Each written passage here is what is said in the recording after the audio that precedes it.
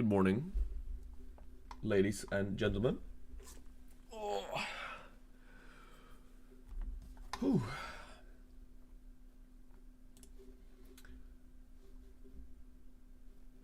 It is very early. It's not. It's 10 a.m. I'm being dramatic.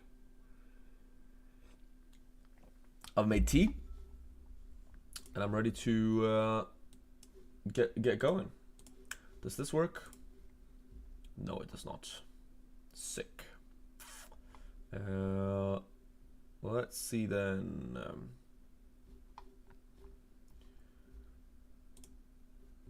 Why is that not working? Alright, give me 1 second. We are live. I'm just gonna get the comment thing working.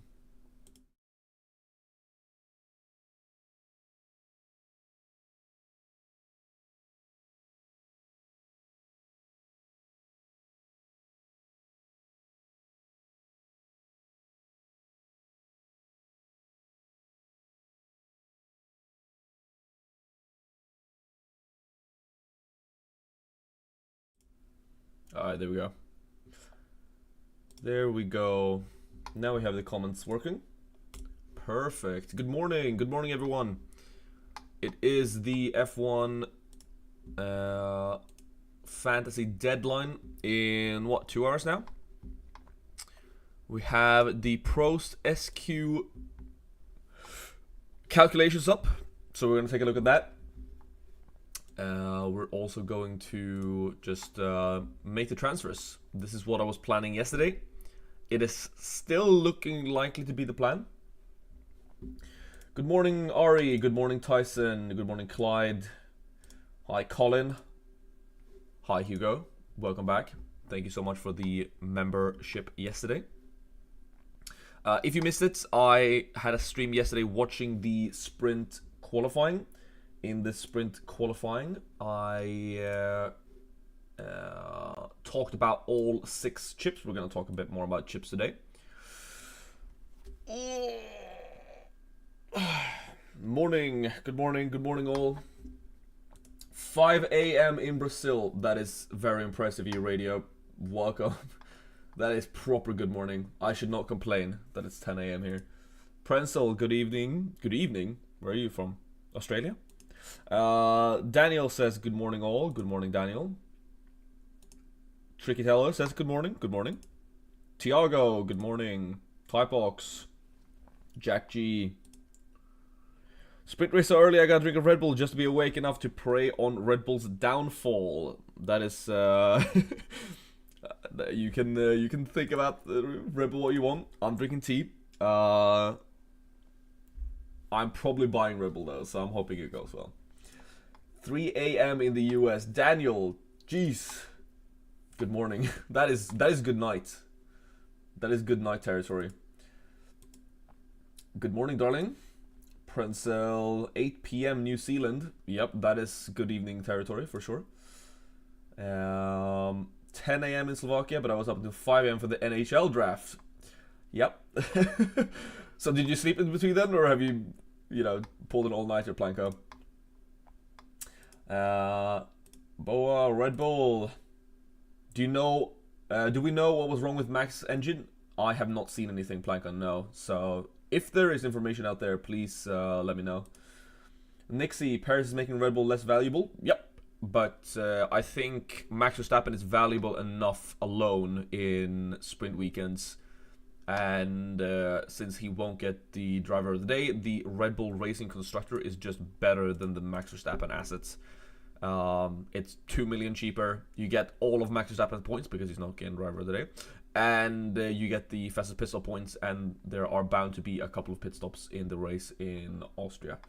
So, yeah, I think I'm taking a punt on Red Bull Racing. Good morning, chat. Going from having triple Ferrari last week into no Ferrari, praying for another Ferrari downfall. Yeah, I'm also going no Ferrari for the first time this season. Actually, I've had the Ferrari Constructor every race since the start of the season, but not today. Sensor issue for Max, just an incident. Few hours of sleep. Good Planko. Good Planko. Fortio, welcome. Fortco. Sunoda or Magnussen. That one is very, very close. But I haven't seen enough from VCarb with their new upgrades to where I trust them yet. So I think it's Magnussen. I don't like Magnussen from P11 in the sprint. Like, that doesn't fill me with confidence. But Magnussen could also just qualify P19 in the, or P18 in the race and have a really, really good race as well. So I think I prefer Magnussen just because we don't know enough about VCarb's upgrades yet. But I think it's close. Ari, Max's engine issue, which is a sensor fault. Okay, all fixed. Thank you for the information. Suera triple McLaren. I don't hate it. Anti-hypothesis says I'm using wild chip for my team 1, but can't decide if I should do McLaren, Red Bull Racing, Norris, or McLaren, Mercedes, Verstappen. I think it's literally what I just said. I think the Red Bull Racing Constructor is better than the Max Verstappen asset. And I mean, McLaren is better than Lando Norris, but not by much because Lando Norris gets driver of the days. So I think that's pretty easily McLaren, Red Bull, Norris. Actually, I think that's a pretty easy decision. Because you got to think, okay, with the Red Bull Racing, how many points do I get with Max Verstappen? How many points? The only way the Red Bull Racing asset is worse is if Checo crashes, and surely he can't do that again. Even if Checo finishes 8th. Like 8th place, Red Bull Racing is better than Max Verstappen. Jack Vegan says, I think Hulkenberg is the best backmark as of this weekend. I 100% agree. I even saved it. Boom. I'm ready. I don't even have to do the live MS Paint. I did that yesterday. McLaren and Red Bull or Mercedes and Red Bull. That is close. I mean, I think McLaren is going to get more points, but Mercedes is better for budget building and allows you better C-tier assets. So I think it's close. Honestly, but I think you don't sell Mercedes this weekend. I think Mercedes look too strong, and you want to have them in Silverstone. So, I personally would. It depends on what you're on. If you're on McLaren, Red Bull already, I think you stick. I don't think you make a transfer for it. So that's what I'm saying. So Mars said, should I take a -10 to replace Sartre with an asset which will eventually increase in price? If yes, which driver should I bring in with 11 million? See, that's an interesting one. I think I would do that, but -10s for C-tier assets is always bound to end in heartbreak. I would prioritize Hulkenberg. Did I save that from yesterday? My little tier list that I made on Canva. Let me double check.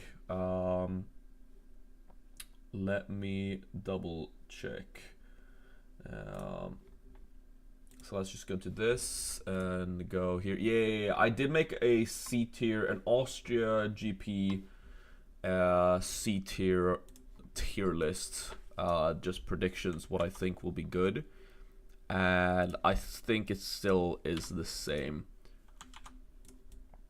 Let's see here. I'm just gonna fix it up. So this is not my C tier list for like the entire season. This definitely changes from race to race. But this is what I think about this race. I think Yuki's still better than Daniel. Daniel is too inconsistent for me. But yeah, I think like realistically everything in between here is very, very, very close.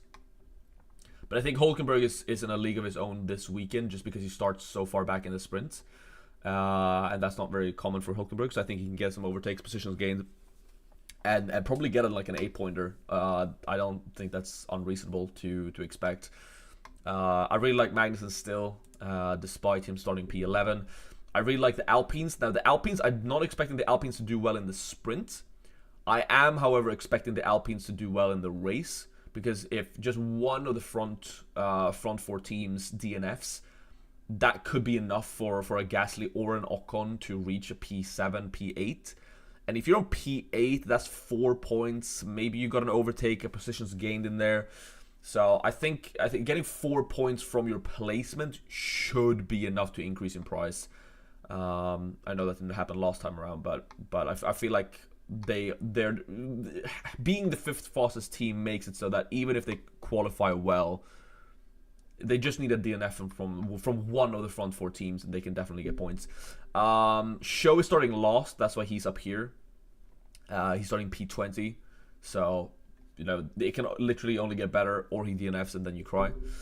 Stroll is difficult. Stroll is just here because it's expensive. I think Stroll is a good option, but if he was 8 million, I think everyone would have him. But he's 14 million, so it's difficult to own him in a lot of teams.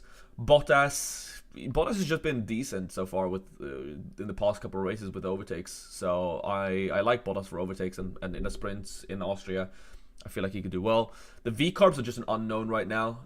I wouldn't be buying any V-carbs. So if you're sitting there wondering which seater to buy, I wouldn't risk it on the V-carbs just because, I mean, they're starting far back in the sprint, which is good. So if they got the car to work, they could be on for a really good score, but we also don't know what's wrong with them. They went from being, you know, challenging Aston Martin and Alpine for 5th fastest to being the slowest car on the grid, or 2nd slowest behind Williams, or ahead of Williams. And yeah, the Williams is the slowest, so I think Logan Sargent is pretty clearly the worst C tier. Albon is a bit better. Albon is starting further back. I mean, Sargent for 15 is awful. Meanwhile, Albon is a bit better. So yeah. So thank you for the question, Samarth. Thank you for the question, Samarth. Let's see, what do we have? Oh, I can't see the bottom chat here. Should we go Red Bull? Tyson said, should we go Red Bull, McLaren, Norris, but have to take Sargent or take Merck instead of Mac and not have to take Sargent? Yes, I do agree. I would go Red Bull, Red Bull, Mercedes, and not have Sargent over Red Bull, McLaren, Norris. I like your paint skills. Thanks. I need to just refresh this, I think, because I can't see the chat anymore. There we go. Woo, that's a lot of chat. Sorry, I missed a lot. Let's see, what do we have here? Will this stream end or turn into a watch along? This is turning into a watch along for sure, Brickwall. It's early in the morning. I have nothing to do until later in the evening. We're drinking tea tonight. This morning. All right, so that's my C tiers. I think I agree. Austria doesn't have many DNF prefs and is not worth the -7. It's true, but if anyone can find a way to DNF, it would be Sargent, I guess. I never really agree on taking -10s for C tier assets, but if you're sitting with 11 million and a Logan Sargent in there, maybe you just rip it. I don't know. Is there any case to be made for the Limitless this week? I talked about all of this yesterday in the live stream after the watch along. And, I mean, we can just go and look at it now. I think you don't use it. Alright. Let me update this so we can get all the assets in. There we go. I think you don't use Limitless. Whoa, that is not the right one. Why did that switch to Pokedoku? That's really funny. Shout out to everyone who plays Pokedoku. Let's see, let's go there.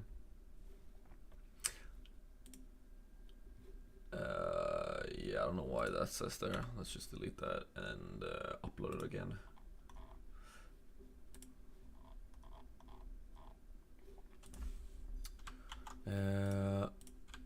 Yeah, so for the Limitless, I don't think you use it. I did check if like what should be the optimal. I think if you're using Limitless, I think you're doing this. Oops, I think you're doing this. But I think you use it in Hungary.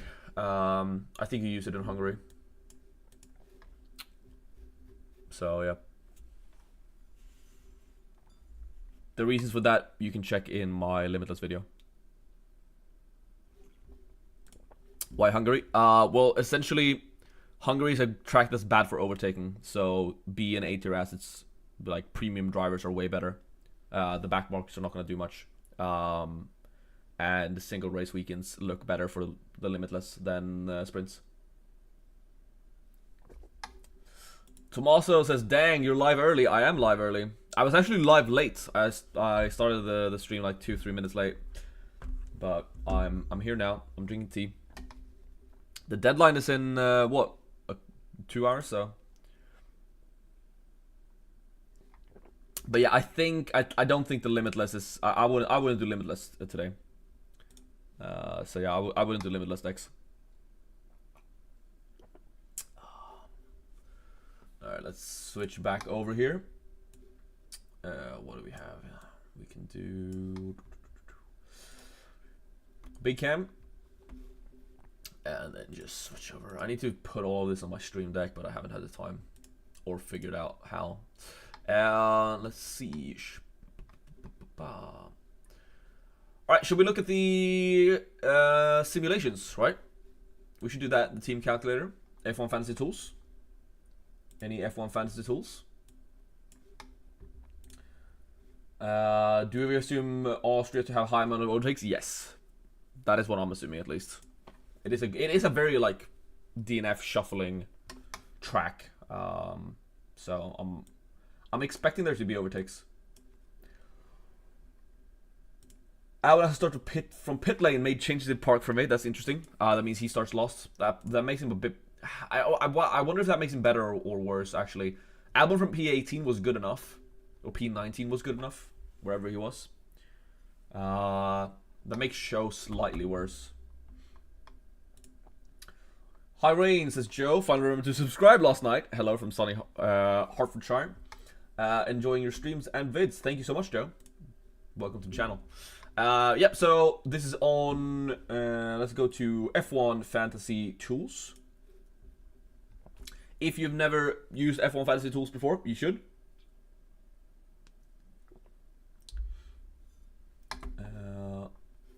So you just go to Team Calculator. I've learned this now. I've done this mistake live multiple times. Let's remove all the bad ads. And then I'm gonna check my value first, but you can go and check your own value right now. You just select Austria Post SQ.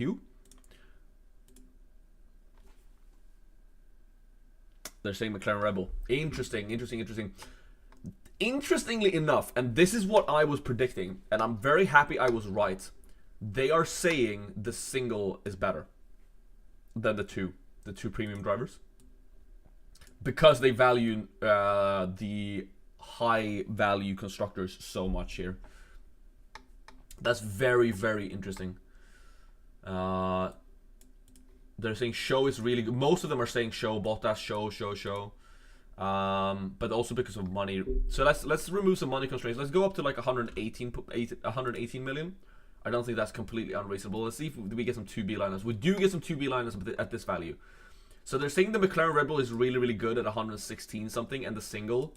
Once you can afford like McLaren, Mercedes, they don't really like the Ferrari that much apparently. But once you can afford McLaren, Mercedes, they're really like Norris, Piastri. So they're saying triple McLaren is very, very powerful. I think they're prioritizing McLaren just because of how good Piastri specifically qualified. So that's very interesting in the sprint. They're also valuing Ricciardo and Tsunoda, which is interesting. I'm assuming it's because they're further back, but I wouldn't trust the simulations on the V-Carbs that much. All of this involves Sargent though, but I guess they don't hate Sargent in the sprints. Why is Albon so high? I think because he's starting last. I think it's because he's starting last. And because it's cheap, so you can afford the more expensive stuff. Should we look at Jetto? I don't know if Jetto's in here. Jetto, if you don't know, he hangs around in the stream sometimes. He's like top 10. I think he's 10th in the world right now. And he has a monster budget of like 124. So let's see what F1 Fantasy Tools thinks he should do. They're saying McLaren, Red Bull, Norris, Piastri, and then Albon shows Sargent. I don't know if I would do this, to be honest.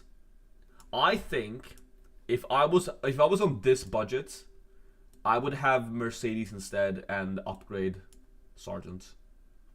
But they're valuing McLaren really, really highly, which I understand why. I mean, Piastri qualified P3. Yeah, double Williams is pretty ew, to be honest. I think you can get away with running Mercedes over McLaren. I think they're overvaluing McLaren slightly just because Piastri qualified P3. There's not that many points in a P3 for Piastri. If he qualifies P7 in the race, I mean, McLaren should topple down. McLaren over Red Bull. Yeah, the simulations are saying that, but I don't know if I trust it completely. It could be true. Maybe I should not buy Red Bull. I don't know how much this is valuing fastest pit stops, which I value quite highly from Red Bull, especially in a race that should definitely see at least 2. Breadstick says, thinking of running a budget builder weekend with Ferrari, Mercedes, Leclerc, Piastri, Ocon, Gasly, Hulkenberg. Just concerned about no Norris or Red Bull. Yeah, that's pretty concerning in a sprint weekend, not gonna lie. Especially since Norris and Verstappen were just so much faster than everyone else. So maybe the McLaren is the right option. Let's see, let's go with my team. We can do does check us on reliability make McLaren a better asset than Red Bull, or should I run both with -10? I would have to replace Mercedes. I wouldn't replace Mercedes with a -10. Replacing Ferrari with a -10 is a different story. Oops. But I think you keep Mercedes. I think you keep Mercedes. I think you keep that. So. Let me do this real quick. I just need to fix some stuff. Okay, so what if I were to value McLaren higher? I think it's still Stroll that goes. Like, it doesn't really change anything from me. I just have more money in the bank, right? It would still be Hulkenberg going in. So I could do this. But I think since I can just get Red Bull with this budget anyway, I just get Red Bull. No?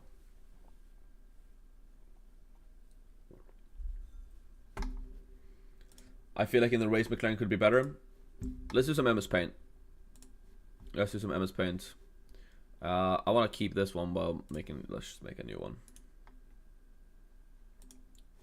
How do you make a new screen on MS Paint?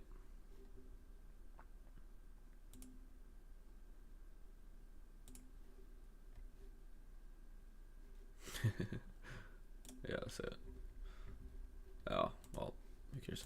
Alright, well, I guess we just erase this.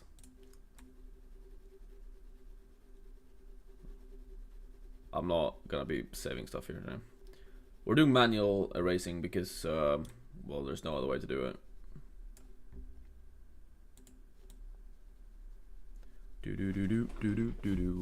Alright, let's make some. Let's do some maths. All right. What do we think about Red Bull versus McLaren? We could do this in Canva, but it's more fun to do this. Nah.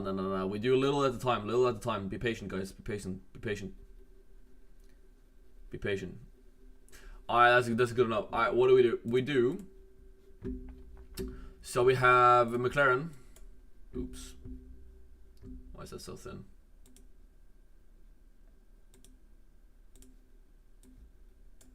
That's better.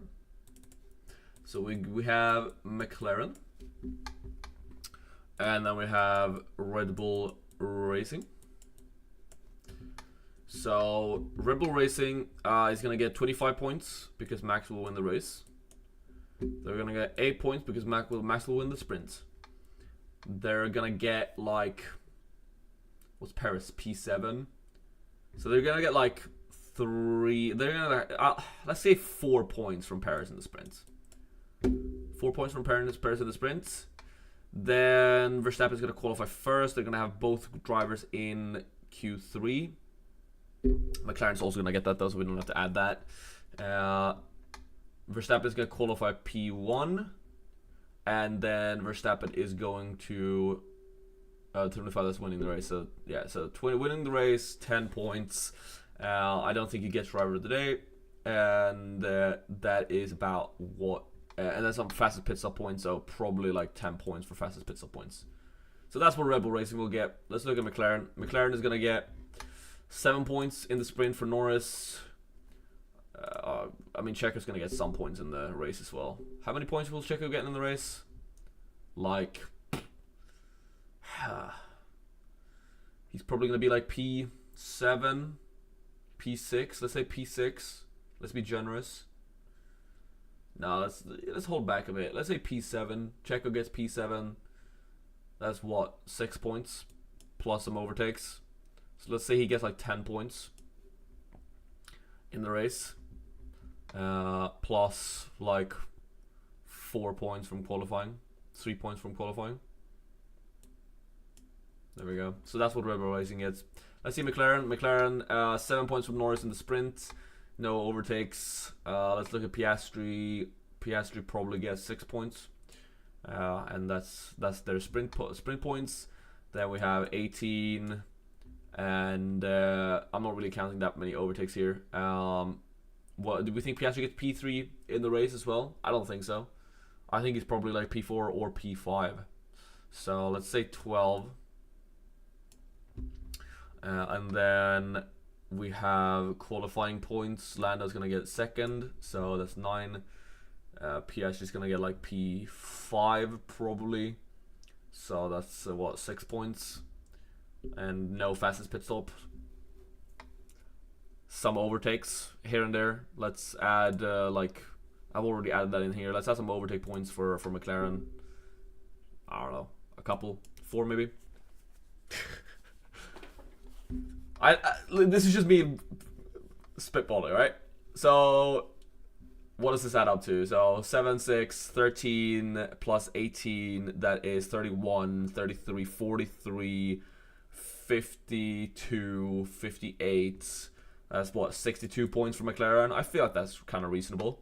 Then Red Bull, we have 25 plus 4, 9.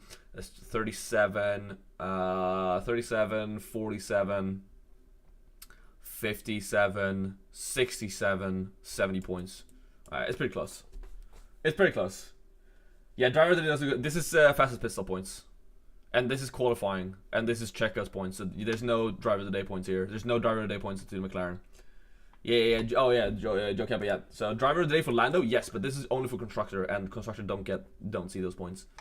So I think it's close. I think Red Bull is gonna edge them, but then again, Checo can just go in there and get a big fat -20, and then, you know, don't save.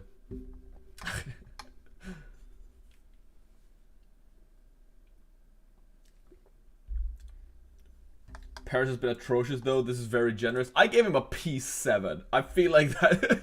I feel like he can get a P7. Oh.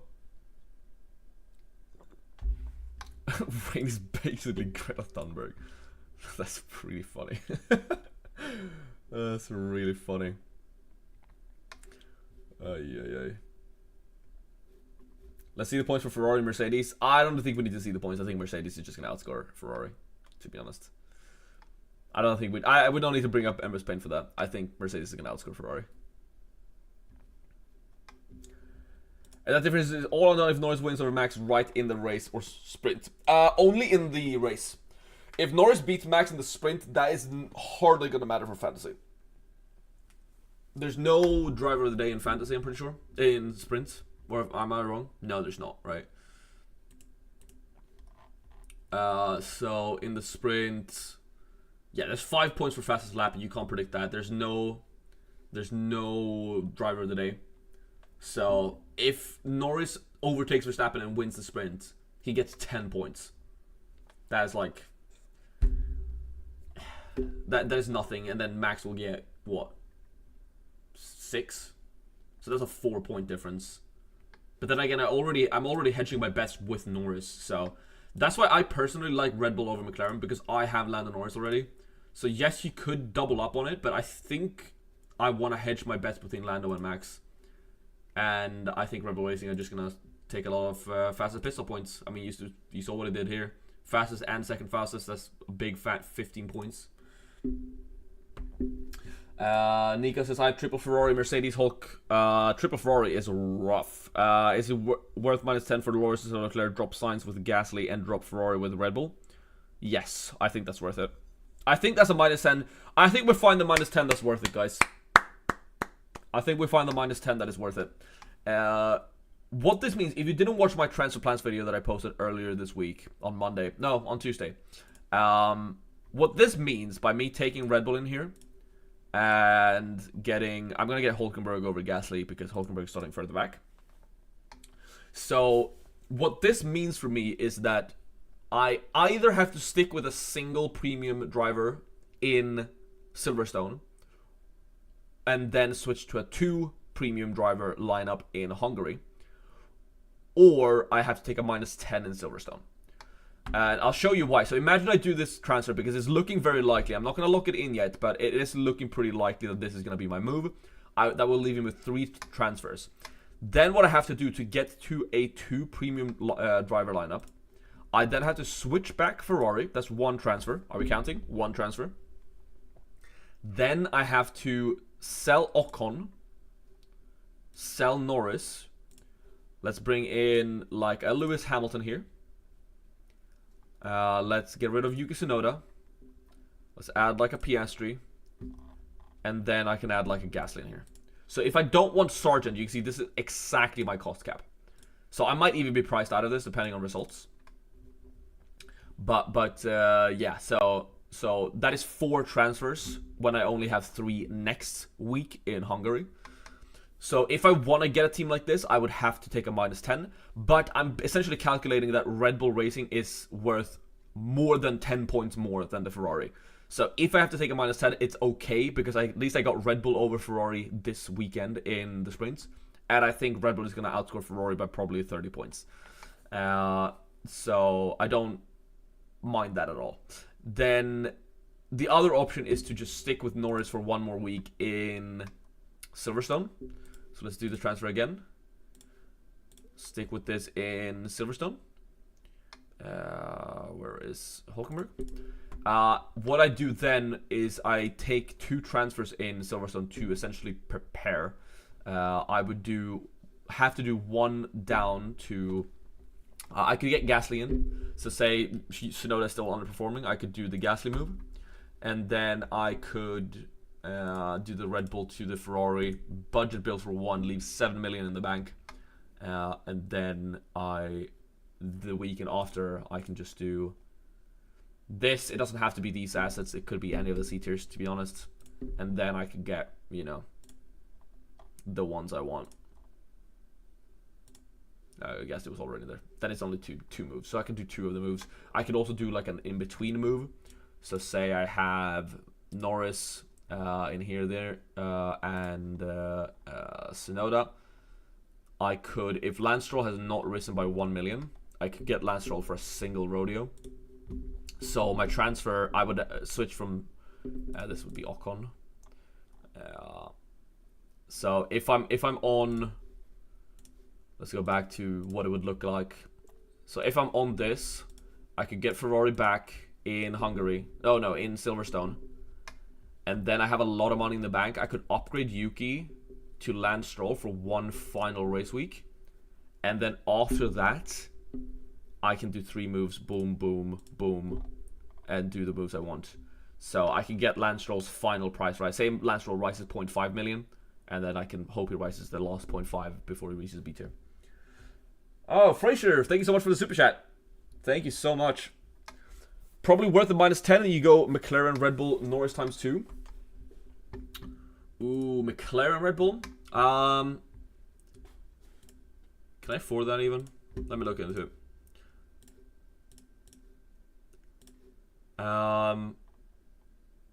It wouldn't even be a -10 for me if I do McLaren, Red Bull. I could do this.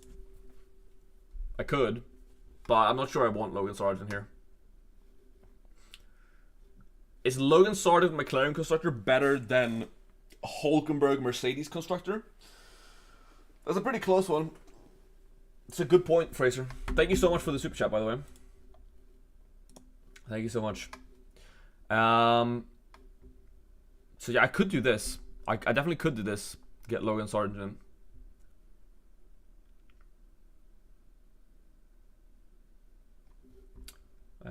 Williams Racing, Alex will start from the pit lane in today's sprint race as we take the opportunity to make some pit sub changes. Yeah, we noticed that. So Albon's lost.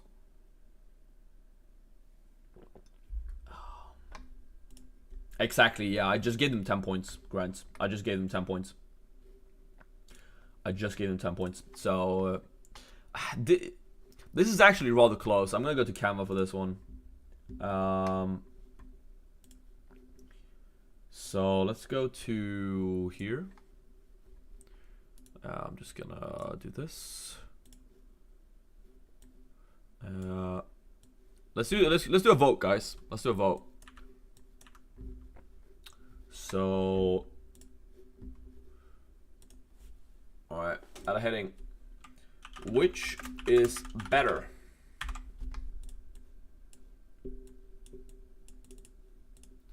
Let's make this. There you go. So, which is better? Is it Logan Sargent plus the McLaren Constructor, or or is it the Mercedes? Let's just duplicate this. I hate that it's different size, but I can just do this. Plus the plus Hulkenberg.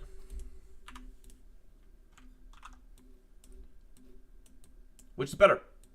Let's make a. I'm gonna make a poll in chat. Start a poll. Left or let's see. Let's do SAR plus McLaren or Hull plus Mercedes.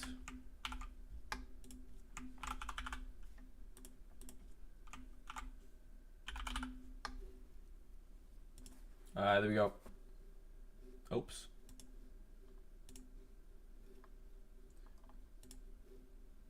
Yeah, start poll. Alright, polls up. Get your votes in. What do you think? Is McLaren Constructor that good that it's worth having Sargent? Or should I stick with Mercedes, build budget with it? Have Hulkenberg instead?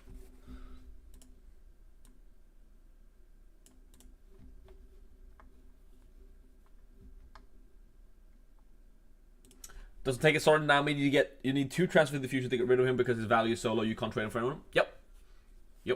This essentially locks in a -10, true.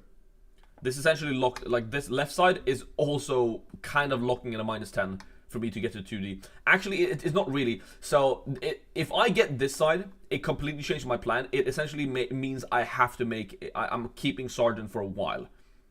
This would mean I'm keeping Sargent for a while. And essentially I would build a team with, I would bring Mercedes back. And I would try and build a team. So it would be a -10. I would have to stick with a single bead lineup in Silverstone, and then switch to something. I can't even fit Piastri in here. What if it's Ocon over? Yeah, it's rough. It is kind of rough here with affording this. It would probably mean I'm keeping Logan Sargent for a while, and I'm building some sort of 2x lineup like this. You know, it would probably be this that I haven't. This would probably be my team in Hungary, or a -10 to get it in Silverstone.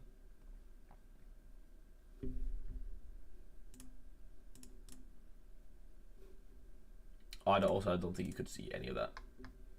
Whoops. Here we go. That is what it would be. So that is probably what my team would look like in Hungary if I went for the left side. So this simple move actually has a pretty big knock-on effect, which is why I'm not sure about it.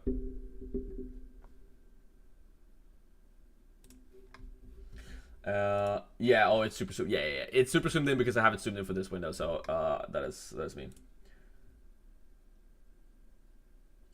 Thanks for the technical like. Nope. Yeah, by the way, like the stream. Yeah. I get it. I just forgot to change window. Rookie mistake. Poor streamer, not doing his job correctly. Sorry for me, just seems more of a headache than an upside in the short term. And I would have him in the long term. So, it is a 75%, 76% for the right side, and I think I agree. just because Mercedes is something I want long term anyway, that the short term upset of McLaren to sort of ruin my team structure doesn't really seem worth it, unfortunately. Even though, like, if you take this weekend in a vacuum, I do think McLaren is definitely better, and I don't hate this. Like, in a vacuum for 1 week, this left is better, but selling Mercedes is rough when I need Mercedes going forward. Any chips this weekend? Not for me, no, and I don't think there's any chip really that should be used this weekend. Maybe the wild card if you need to shake up your team, if you're stuck with triple Ferrari, and like Logan Sargent and stuff, but I don't think there's any chip that's worth it this week. I think you should hold no negative. I think you should hold 3x. I think you should hold limitless. I think you do 3x in like Kota or Qatar. I think you do no negative in Brazil. I think you do limitless in Hungary. So I think there's no, I mean, we'll see. Maybe it's final fix time, but we can't know that until after qualifying. So yeah. No autopilot. Autopilot is definitely a rain race. So no chips this weekend for me, and I don't think there's any chips viable enough. I think there are better opportunities to use your powerful chips. Why do you need Merc or McLaren? McLaren look to be first or second every week. Mercedes third or fourth. That's a huge diff. Yeah, but Mercedes is a B-tier asset, so they gain value faster and they're cheaper, so I can afford them. And I personally value for a 1 week punt. So like I could get McLaren, right? Hold on, let me show you. Like getting McLaren is not an issue. It's getting McLaren over Mercedes that's the problem. Because I'm probably selling Stroll for Hulkenberg, and then I get rid of Ferrari, and I'm probably buying Red Bull, right? This could be McLaren, but then I leave 4.4 million in the bank and I don't do anything else with it. So what's like happening here is that yes, I could just get McLaren, and McLaren could definitely outscore Red Bull, but I think it's going to be close, and I think Red Bull edges it with the faster pit stop. All Paris needs is to stick at P6, and I think Piastri and Norris has to pull out some crazy stuff together, not just Norris. And if Norris does well and Piastri doesn't, I still have Norris. So considering with the budget that I have, I'd rather just get Red Bull over McLaren to get Max Verstappen's points. And that's sort of what I'm valuing here. So I could just do this, right? But I'm sticking with Mercedes, and the problem is if I want to get McLaren in here, I have to get Sargent, and that sort of messes me up for a long time, because it essentially gives me I have to take a -10 in the future. That's like guaranteed. Either in Silverstone or in Hungary, I have to take a -10, and I don't think McLaren Sargent is not 10 points more. It might be, but I don't think it's. Is McLaren going to outscore Mercedes by more than 10 points? Perhaps, but yes, right now Piastri's P3, but P3 doesn't give that much in the sprint. If he just stays P3, he gets 6 points without any overtakes. So Piastri P3 is not even that good in the sprint. It means he kind of like has to put a P3 in the race as well, and I'm not sure Piastri will do that. Yes, McLaren looks to be the fastest car, but Piastri, I mean, he's been performing well. It's not Checo bad, but I can definitely see a Hamilton or Russell sneaking a P3 in there. And then, Hamilton and Russell are always in the running for fastest lap because their strategy is kind of dog. So they always, on some different strategy and have a shot to take the fastest lap. So I don't know if this is worth an extra -10. So that's essentially it, Fraser. Any tip to close a 300-point gap? That's a lot of points. Just keep making the right decisions. Just do X, Y, and Z. Just slowly trudge along. Use your chips in the right place. Don't take any crazy risks, but still, just play well. 300 points can definitely flip. All you need, so I'm gonna give you guys some history. All right. Last season, I was not making content, and I was like, I was top 2K in the world at peak. All right. I started the season pretty poorly. Not as poor, not as it was worse last season at the start than what it was for me this season. And I climbed back up, and I was top 2k. I got in on McLaren really, really early. I used my wildcard to get McLaren in early, which really, really paid off. I mean, you saw the McLaren rise at the end of last season. So I was essentially running a Red Bull, McLaren lineup for the entire second half of the season. And then Mercedes started to get better. And I saw an opportunity in Kota to get Hamilton and Mercedes over, because my budget was so big. So I saw an opportunity to get Mercedes over McLaren. So I could run a Red Bull Mercedes over Red Bull McLaren. Oh no, it was not Red Bull. I was keeping McLaren and Mercedes, because that was when Checo was in his bad run of form. So I've been looking to get rid. So I got rid of Checo and ran some other drivers for a while, but I saw an opportunity to get rid of the Red Bull constructor to get Mercedes in, because Mercedes looked really, really good in Kota. So I got Hamilton in alongside Verstappen and Norris, and I got Mercedes in, and then I put the DRS boost on Hamilton. And if you remember what happened in Kota, Hamilton and Leclerc got DQ'd. And if Hamilton ended on a P3, I believe, he was P3. He got driver of the day. He got a lot of points. Right? Mercedes got a lot of points. I don't remember if he got driver of the day, but he got a lot of points. And then it all got taken away from him because he got DQ'd. So it was like a 200 point swing, because I had Mercedes and they got DNF'd. They got DQ'd, so, minus points on the constructor. Then double minus points on the Hamilton. So I essentially got 3 Hamilton DQs in one race week. That was me losing about, because, Hamilton had done so well. So from that to go to minus 25, it was not just minus 25, because it was minus what he had before. So it's like a minus 50 times 3 on just getting Hamilton in.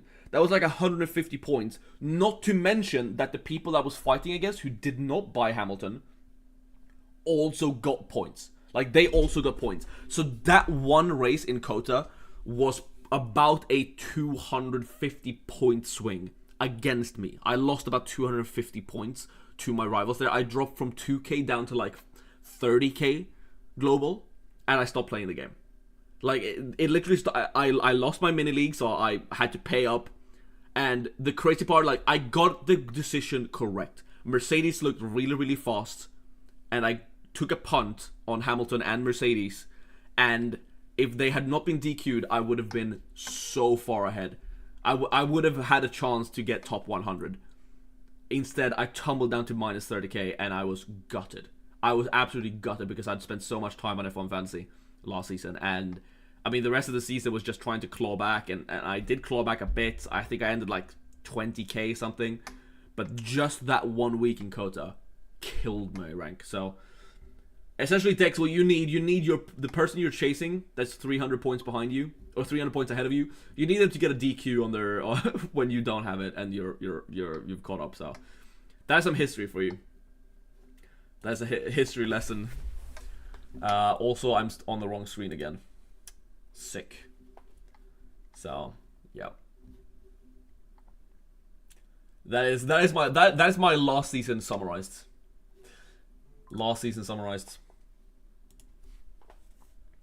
Alrighty then. What else should we do? We've checked this. They're valuing McLaren highly. I'm valuing Red Bull highly. We're having about 1 hour and 8 minutes. Oh. You just gave me the hope. My rivals lost 100 in caliber, I gained, and I closed the gap a bit. I'll stay in it. Yep. It can swing fast, right? They make one decision for a DQ or a DNF, and you're back. It's just a game, right? It did not feel like just a game. When Hamilton got that DQ in. When Hamilton got that DQ in Kota, I was angry for 3 days. My mom was worried. Like, my mom was worried. She was like, "Are you okay?" I was fuming. I was this close to just tossing things around me. It was bad. I haven't been that mad at sports in my life.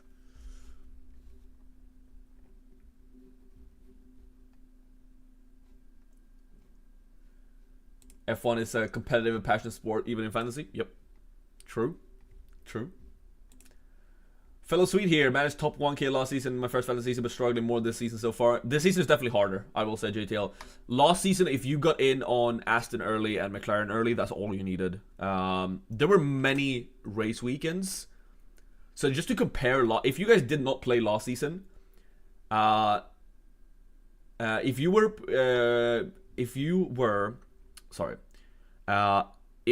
not playing last season, there were many races where people just did not make transfers at all. People were just rolling transfers. Start of season, everyone was sitting with Red Bull, like people sitting with Verstappen, Perez, like Shogun Yu, Alonso, Stroll, and then Red Bull, Aston Martin.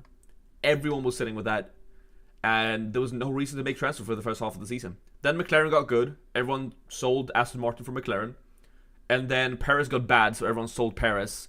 And like the only thing you did was like check who, because the McLaren boys were so cheap that you just had all three McLaren for free essentially, and everyone had Max Verstappen the entire season, just DRS boost the entire time. Somewhat, you took a punt on Norris like once at the end of the season just to try and catch up a bit, which didn't really work. So the only real transfer you were doing with like the two Checo Shogun U slots, right? So I'm gonna this was everyone's team last season. There's no way you can afford it now, but Max Verstappen, and then you just had to decide like, oh, for this race, do you want like Hamilton Bottas, or do you want like Shogun Yu plus Leclerc? Yeah, that was the only thing you had to decide. So people did actually go like multiple races in a row without making transfers and did really well. So. Dang, it makes my triple Ferrari in Canada seem not so bad now. Triple Ferrari in Canada is still terrible. Considering you have the Ferrari Constructor, that's technically 4 DNFs, so that is on the same level for sure. You probably also lost to like 250 points with triple Ferrari in Canada. So I think what makes me most angry about all this is you gotta wait another week or 2 or 3 or more before you make a move. Makes it mentally tough. Yep, it does make it mentally tough. But you just gotta live with your decisions. Just make your decisions and then take a break. Is Stroll worth having over Ocon? Doesn't really affect my cost cap. I think it's close. I think Stroll's better for the sprint, but I think Ocon's better for the race. So it's really whoever. I think all the seaters are very, very, very close to each other. How do you think George does this week fantasy-wise? I think, what is he starting? P4? Oh, no, he's starting P4, right? Yeah, P4. He's P4, Hamilton's P6. So P4, does he overtake a McLaren? Maybe once, and then gets overtaken again. So he gets, 8, 7, 6, 5 points plus maybe 1. I think he stays P4. So I think he maybe gets like 6 points in the sprint. 6 points in the sprint, and then in the race he probably qualifies similarly. So let's say he qualifies P4. That is another 8, 7, 6, 5, another 5 points. So that's him on like 11, and then he probably drops down to bad decisions from Mercedes. So yeah, I think you're looking at like a 30-pointer. Ferrari, Mercedes, I think Mercedes for sure.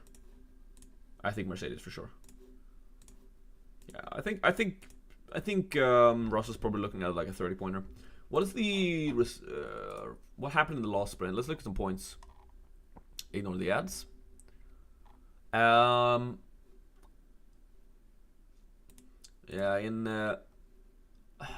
they were really bad in Miami, I remember. But they got 30 each points in China. Positions gained 9. is crazy.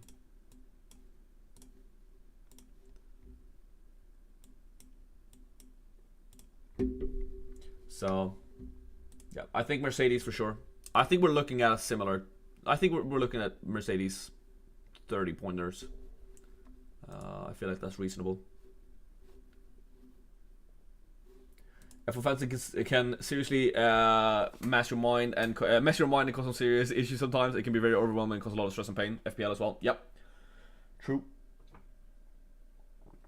Ah, my tea's going cold. But yeah, I think you just gotta live with the outcome sometimes. But it is very painful when your decision is correct. Like, for example, say Ferrari in Canada. The Ferrari did not look that good. Yes, you were unlucky that the Ferrari DNF'd, because they could have finished but had a poor finish. But you would have still not had a good weekend, even if they didn't double DNF, right? So I think for that reason, you can see, like, okay, picking Ferrari was incorrect based on the pace we saw in free practice in Canada. But we were definitely pilled from Monaco because they were so good in Monaco, right?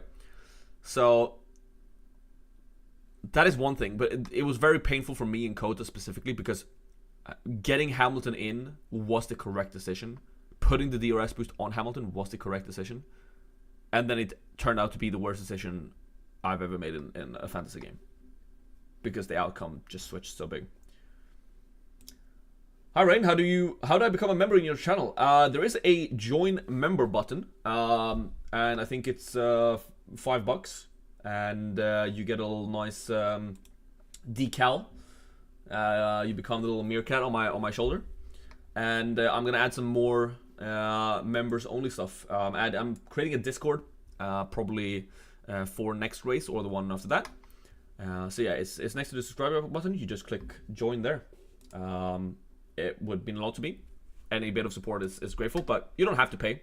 But yeah, I'm adding some more. I'm gonna find some more emotes, up the quality of this one, and so you guys can have some fun emotes to spam. So I'm definitely adding that, and then I'm making a Discord that you guys can submit teams to, and that would definitely include a members only channel where team submissions would be prioritized. So that's something that's coming later. But yeah, MS Paint emote highly needed. Yep. Off topic, what kind of tea are you enjoying? It's just some Earl Grey. It's nothing fancy, but I'm not enjoying it anymore because it's just a little bit left and it's cold. So. Would you use a -10 swap Sargent to another C tier since it starts P15? I don't like using -10s on C tiers, but I don't hate it. Like, if you look at China, look at China, US, like Show got a 20-pointer, Ricardo 16, Gasly 15, Hulkenberg 13. Sargent got a -7 here, but Sargent got an 8-pointer in China. So it could be worth it, but it could also not be worth it. It's definitely close though. Like, the only -10 among C tiers I would even consider is Sargent to an upgrade, but it's close. Thanks for the live stream. You are welcome, Nar. No problem. Should I change Sargent for Yuki or K-Mag but take a -10? It's similar. I think it's not an awful move, but just know it might backfire. You're not gaining a lot by it. It's definitely a risk. The reason you're doing it for is that you're hoping Sargent DNFs. And I think if you get the switch, say you switch it to K-Mag, I would definitely not buy Yuki for -10. I would probably buy K-Mag. I don't trust the V-Carbs until we know what's wrong with their upgrade. So say you upgrade Sargent to, let's look at Sargent in China, yeah, 8 points. So you have 8 points from Sargent in China.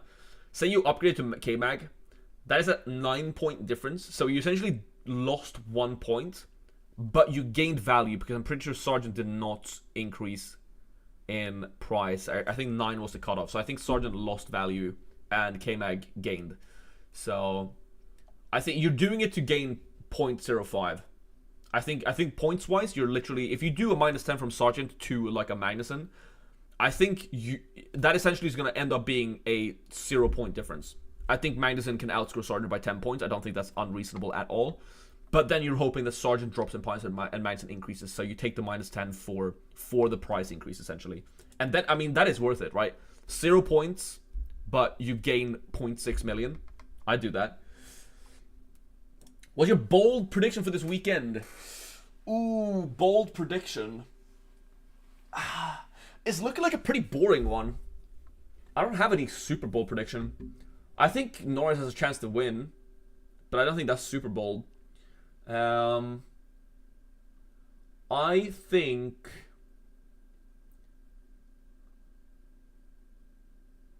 there's not that many DNFs either. Yeah, I'm not feeling that bold this weekend, Clyde. I'm going to be honest. I'm not feeling that bold, to be honest. I'm not feeling that bold. Hey, Gito, welcome. We talked about you earlier when you weren't here. Because we were on F1 Fantasy Tools and checking out different teams. And just for fun, we checked out like what it would be like if you were rich. What are you on, 124? I think you're on more, right? Or yeah, I think you're on 124. I don't remember. But yeah, this is what they say you should do. But we disagreed with the calculations. We don't think you should get double Williams. We would do Mercedes over McLaren and upgrade Sargent and stick with Albon Show. But they really like the double McLaren for your price point. We've done MS Paint already with Red Bull versus Red Bull McLaren. What are your top 3 finishers for this race? For the sprint, I think it's going to be like it is now. I think it's going to be Verstappen, Norris, and Piastri. For the race, I think it's going to be Verstappen, Norris, and Hamilton. Mercedes over Ferrari? Yes, Kelvin. Bold prediction: red flag due to crowd throwing orange flares onto the track. That's a good bold prediction, Hugo. That's a fire prediction. Yeah, so I just, yeah, Ferrari or Mercedes as second constructor. I think definitely Mercedes. I think this prefers Ferrari over Mercedes actually, but I think we're going for I think this is valuing Leclerc at P10 a bit too much. How much is Leclerc realistically getting from P10? I think he passes both the Alpines. That's 2 positions increase, 2 overtakes. That's 4 points. That puts him in P9. No, that puts him in P8. So that's 1 point. So that puts him at 5 points. Maybe he can overtake another. Should I bring Gasly over Magnussen or save Sub for next week? I think Gasly and Magnussen is really close. Like, really, really close. I did make a... what's it called? I did make a tier list of the C tiers. And we have that over here. So yeah, so behind your comment, Mohammed, is Logan Sargent. But if you see, I literally put Magnussen and Gasly next to each other. I think Hulkenberg looks the best for this weekend. I think Magnussen is still really good, even though he's P11, because he can still be really good in the race. I think the Alpines don't look great for the sprint, but they look really good for the race. They just need 1 or 2 DNFs. I mean, even 1 DNF could be enough for one of them to end like a P7, and suddenly they're probably rising in price. I think Show from now 19th, because Albon is starting from the pit lane, looks good. I think Stroll is expensive, so it's hard to fit into the team, but I don't hate him as an asset. I think he can definitely rise in price. Bottas has been getting a lot of overtakes recently. I don't really trust the V-Carbs right now before their their upgrade doesn't seem to work at the moment. And then, I mean, Logan Sargent is just Logan Sargent from P15 in the sprint. That's no fun. Albon starting from the pit lane. That means there's some distance between him and the 19th car. Do we really think he's going to, maybe that setup is working and maybe he can get some overtakes. So Albon could be good. Could be good. I don't hate Albon anymore. But, yeah. Is it worth taking... is a hit worth to take Mercedes out for McLaren? No, I don't think that's worth a hit. It depends. If you want to stick with McLaren long term, then maybe. I think McLaren could definitely get more than 10 points more than Mercedes this weekend. But I would want to buy back Mercedes later, That's what I'm not considering that currently. We talked about, we had a vote, a poll earlier where we had which is better, this or this. 75% voted for this side. And I do agree, because if I'm on this side, I probably have to take a -10 later to get to a 2B lineup with McLaren as a constructor. Mercedes is something I probably want long term. They look decent. They're still a B tier asset. They look to be better than Ferrari right now. So Limitless really not recommended? Nope, I don't think Limitless is good. I don't think Limitless is good here, because the team you want, you definitely get Leclerc because it's P10. You definitely get both McLarens, and then the last driver, it could be anyone, or anyone. I mean, it's either Russell, Hamilton, or Checo. Your choice, really. I don't think you go Sainz, but I don't think you go Checo either. I think realistically, this is your team, or this is your team if you prefer Russell. I think I prefer Russell just because he's starting higher up than Hamilton in the sprints. But if you're using it, do this. But I think you use it in Hungary. I think you use it in Hungary. And the reason why you should use it in Hungary, you can check out in the Limitless video I posted on Wednesday. As for 3, I saw someone ask about the 3X. Let me scroll up. Marcus, welcome to the stream. Marcus, is 3X worth this time? No, I don't think so. There's a couple reasons for that. I'm just gonna repeat. I said all this yesterday, but I'm slightly repeating myself. But I think it's important. I don't think it's worth it because there are a couple reasons. I think the best case scenario for a 3X is having Verstappen and Lando. So the best case scenario is if you have Lando and Verstappen. The problem is I think the Red Bull Constructor is just better than Verstappen driver as an asset. And right now, with most budgets, if you have Verstappen Lando, you can't afford this. You're probably running like an Alpine. So later in the season, you might afford Verstappen and Norris easier. So sometime in like Kota or in Qatar, I think you can afford this team while not debilitating the rest of your team. So I think that's the reason you save the 3X. Now, if you're using the 3X, which again, I don't hate, we're talking minute optimizations here. You can definitely pop the 3X here, no problem. And I think the best way to do that is if you put the 3X on Norris. I think that's a no-brainer. 3X a no-brainer, and then the 2X on either Mercedes or Piastri. So I think this is the team you need to have. So this is 2X either of these three. So you can do the extra DRS, 3X DRS, but I wouldn't. What would you build with 113 million using wildcard to stay flexible for Silverstone? Well, I did an entire slide for the wildcard as well. JTL. So the Australian Grand Prix, the Austrian Grand Prix, the wildcard is very team dependent. If you use a wildcard, it depends on what your team is. I think use it to correct 3X Ferrari lineups. If you have triple Ferrari, I think it's not a bad idea to use it. It obviously depends on budget, but I think you use the F1 Fantasy Tools Optimal Team Tool as a baseline. What is that? Well, let's go to the team calculator. Oh, I'm on the wrong page here. Let me switch to this. Ignore the ads. So you go here. What was your budget? You had a budget of 113 million. You just input it here, 113 million. And you calculate. And you see what they say is the best. Now, they say McLaren Red Bull plus Norris. I think with a lower budget usage, you should stick to Mercedes. So let's make sure you have Mercedes in there. And I think a team like this is pretty good. McLaren, Mercedes, Norris, they are really valuing the V-carbs from that far back. I don't know if I trust that. But as you can see, I'm very correct with Hulkenberg. So a team like this looks pretty strong. I don't hate this at all. I would probably have Magnussen over V-carb. I wouldn't double V-carb. I don't hate Albon. I think I prefer Show. But it's pretty close. So that is what I would do if I was on wildcard. I would go to F1 Fantasy Tools, see what the best team for my value is according to the simulations, and then I would use that as a baseline. I wouldn't straightly copy it because the simulations can be wrong and skewed sometimes. I think, especially for VCARB, they're valuing VCARB highly because they're starting far back and expecting them to do overtakes. But we don't know how good they are right now, right? Maybe they are bad.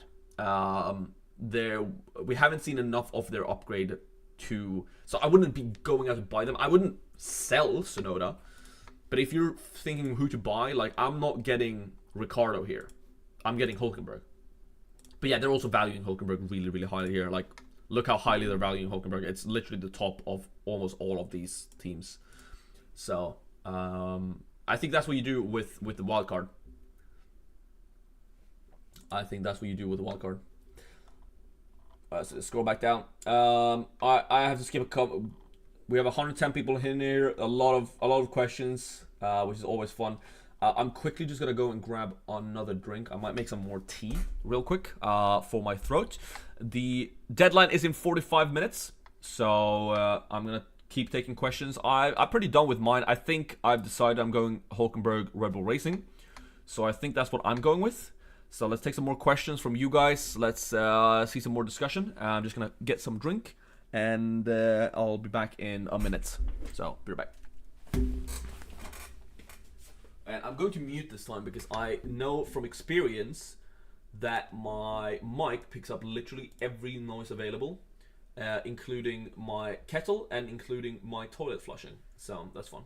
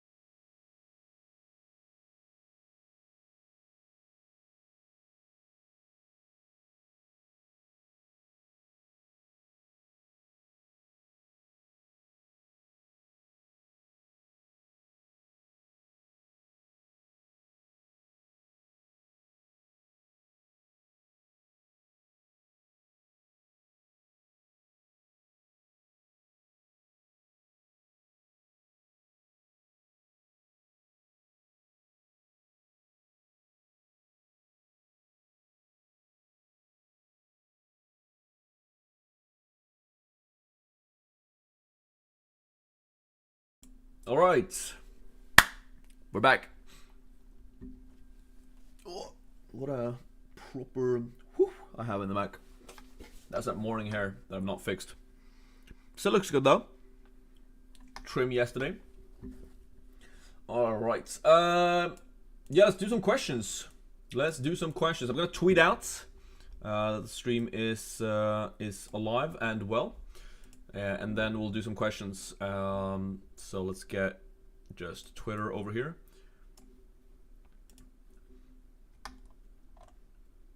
Now, is it just me or has Twitter like fallen off a cliff?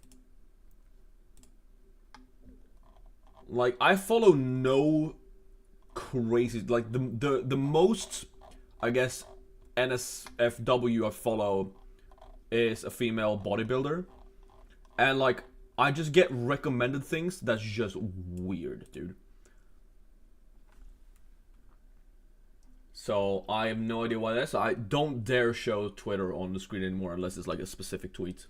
Final 40 minutes before the Austrian deadline. The Austrian hashtag F1 Fantasy deadline.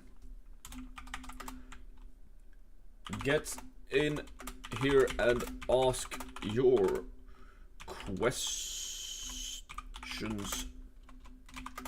now before it is too late. And then a cheeky little link and some arrow emotes, you know, make the post more visible. Boom, boom, boom, boom, boom, boom, boom. There you go. If you don't follow me on Twitter yet, you should. You definitely should. That's where I post most of my updates of what's happening with the stream. I always post there when I upload a video.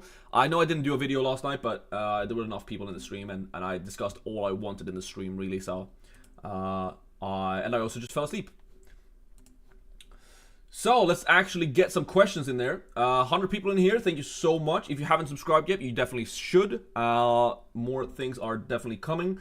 We have transfer plans video. We have another stream next weekend. Next weekend's stream in Silverstone will be away again because I have to go work. So it's gonna be one of those scuffed ones on the Mac. So no MS Paint, but it's fun. All right, let's just do this. This live stream is the best. I'm just gonna start here. So if I have missed any questions, feel free to ask them again. I'm just gonna start right here. Do you think it is important to have 3 transfers for Silverstone? Not necessarily. You can have 3 transfers for Silverstone, but it's definitely not a must. If you have to use 3 transfers now, go for it. Ari says, thanks again for the great videos and streams. Good luck to all for this weekend. Thank you so much, Ari. Peter Jones says, welcome to the stream. Is Norris Sainz better than Norris Leclerc with Sargent? I think I prefer Norris Leclerc over Norris Sainz, but I also prefer Norris Piastri over both of those. But yeah, Leclerc looks better than Sainz from P10. Abhijit, oh, I'm so sorry if I'm butchering your name. Abhijit. I have Mercedes, Ferrari, and I want McLaren. Which should I replace? Definitely Ferrari.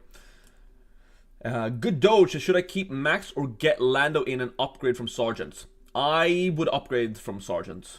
I would get Lando in and upgrade from Sargent. Hannah says, what do you think of Norris, Russell, Bottas, Sargent, Hulkenberg, Ferrari, Mercedes? It looks strong. Is MEC, is that Mercedes or McLaren? That could be a misspelled either or.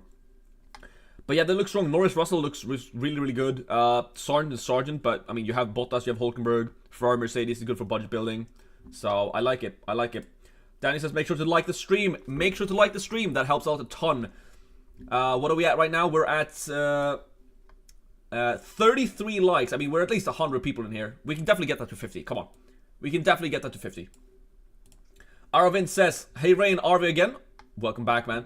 What about having RB and Mercedes with Norris ×2, Gasly, Econ, I'm assuming that's Ocon, Hulkenberg and K-Bag. Is that my exact team? I think that's my exact team. Oh no, I have Tsunoda over Gasly, but otherwise that's exactly the same team as mine. I like it. uh, for that reason. Yeah, but I'm running the same thing. I could do the Gasly, Tsunoda to Gasly, to be fair, with my third transfer, but I think I'd rather just save it, spread my bets a bit. Yeah, I could do Gasly. I haven't even considered doing Gasly now. Gasly is like someone I would want to get in the future anyway. Ooh, you got me to think. You actually got me to think here, Arvind. I might want to go your exact team, but it hurts selling Yuki as well. I think Yuki and Gasly are pretty close, but Yuki is starting far back. Maybe I just pray that VCarb will do overtakes. I think Ferrari looked better than the Mercedes this week. In pace, they're equal to Mercedes this week. I bet Leclerc would have qualified better than Merckx. Yes, but also it looked like the Mercedes had really good race pace on the hards in Free Practice 1. So I think everyone is really, really close in qualifying this week because it's such a short track, right? The track is very short. I mean, the entire grid was within a second. So I do think Leclerc could have out-qualified them. But I do think the Mercedes look better on the hards. What's your thoughts on Albon plus Sargent to afford McLaren over Ferrari? I mean, I'm not a massive fan of it, but I don't hate it either. McLaren look really strong this week. Wildcard of -10. It depends on what transfer you're doing, Sanja. Ocon or Gasly? I think Gasly because he's cheaper and the team prefers him. But I'm on Ocon, so I'm not gonna do a transfer to do Ocon to Pierre. Magnussen or Ocon? I prefer. It's also very, very, very close. That is one of those really close ones. Magnussen, Ocon, and Gasly are like equal value to me right now, but I think I prefer Magnussen still. Good morning, Rain. Good morning, Michael. Welcome to the stream. 106 people in here. 46 likes. Come on, 4 more. 4 more likes on the stream. KM, hi Rain, Sainz, Bottas, Show, Tsunoda, Sargent plus Ferrari, McLaren. 104.5 budget with 3 transfers. I'm lost. I mean, you definitely get rid of Sainz. Ferrari, McLaren. Ooh, 104 budget. That's pretty low, though. I think you do Ferrari to Mercedes. What's the price difference there? Ferrari is 0.5 more expensive. So I think you do Ferrari to Mercedes, and then you upgrade Sainz to probably Piastri. Could be one of the Mercedes boys. That's probably what I would do. I would also get a Hulkenberg in there if I could. So I don't know if money allows it, but yeah, something along those lines is what I would do. By the way, if I answer if you see your comment on screen, you are legally obliged to like the stream. That's just, I don't make the rules. Is -20 worth it for transfers? Ooh, I'm using the extra 2 to go Albon to Hulk and Sainz to Ham. I don't think that's worth it, Andrew. I think a -20 is too aggressive. Yes, I think Hulkenberg is really, really good. Yes, I think Hamilton is really, really good. But, I mean, Sainz is fine. And do we really think Sainz and Hulk will outscore Albon and Ham by 20 points? I don't think so. I don't think that's worth it, Andrew. Sorry. Sims had them suggesting Norris Piastri build and keeping Ferrari Mercedes for me. Yeah, the simulations really prefer McLaren this week. So at certain budget points, they're saying Norris Piastri and then keep Ferrari Mercedes. But if you go up in budget from your budget, I don't know what your budget is, Michael. If the budget goes up a bit, I think they would say McLaren over either Ferrari or the Mercedes. So I think they're slightly overvaluing McLaren, but not by much. I think McLaren look really strong. 116.5. Yeah, I mean, you're similar to me, so that's sort of what they said to me as well. Actually, on my value, I have 116.2. Let's let's remove Mercedes here. So if I just go by what they say, they're actually predicting McLaren Red Bull with Norris and single here, and I'm close to this. I'm just running Mercedes over McLaren and a bit better assets here. So I think I'm actually on the optimal strat, but I'm also, when I go to your budgets, oh, it's not saying that. Simpson suggesting Norris Piastri build, keeping Ferrari Mercedes. Oh, for you, for your team specifically. Yeah, that makes sense because you're on. Yeah, so since I'm on Mercedes, I'm just gonna block this. Click recalculate, and then it's gonna start suggesting Norris Piastri builds. Yep, here we go. But it's saying McLaren is so good that I should skip out on Piastri and go Russell. All right, makes sense. Awesome, let's go. Nice. How you rank Tsunoda, Gasly, Hulk? I think Hulkenberg is the best. I think Gasly's second. I think Tsunoda lost, only because the V-carbs are a bit of an unknown this weekend. Red Bull or McLaren? If budget isn't an issue, Red Bull, which is why I'm doing Red Bull. So, like, I could just get McLaren here, but I think Red Bull will outscore McLaren. So I'm gonna go for Red Bull. So if budget isn't an issue, Red Bull. But obviously, like, that's just specifically what my team looks like. If you're sitting on a 2B lineup and you're sitting on, like, Lando Norris plus Hamilton, there's no way you stretch it to Red Bull, right? So then you just go McLaren and be happy with it. For information, Tsunoda swapped quite a lot of parts in park from May. No penalties or nothing, just, like, double anyone else's according to the FIA docs.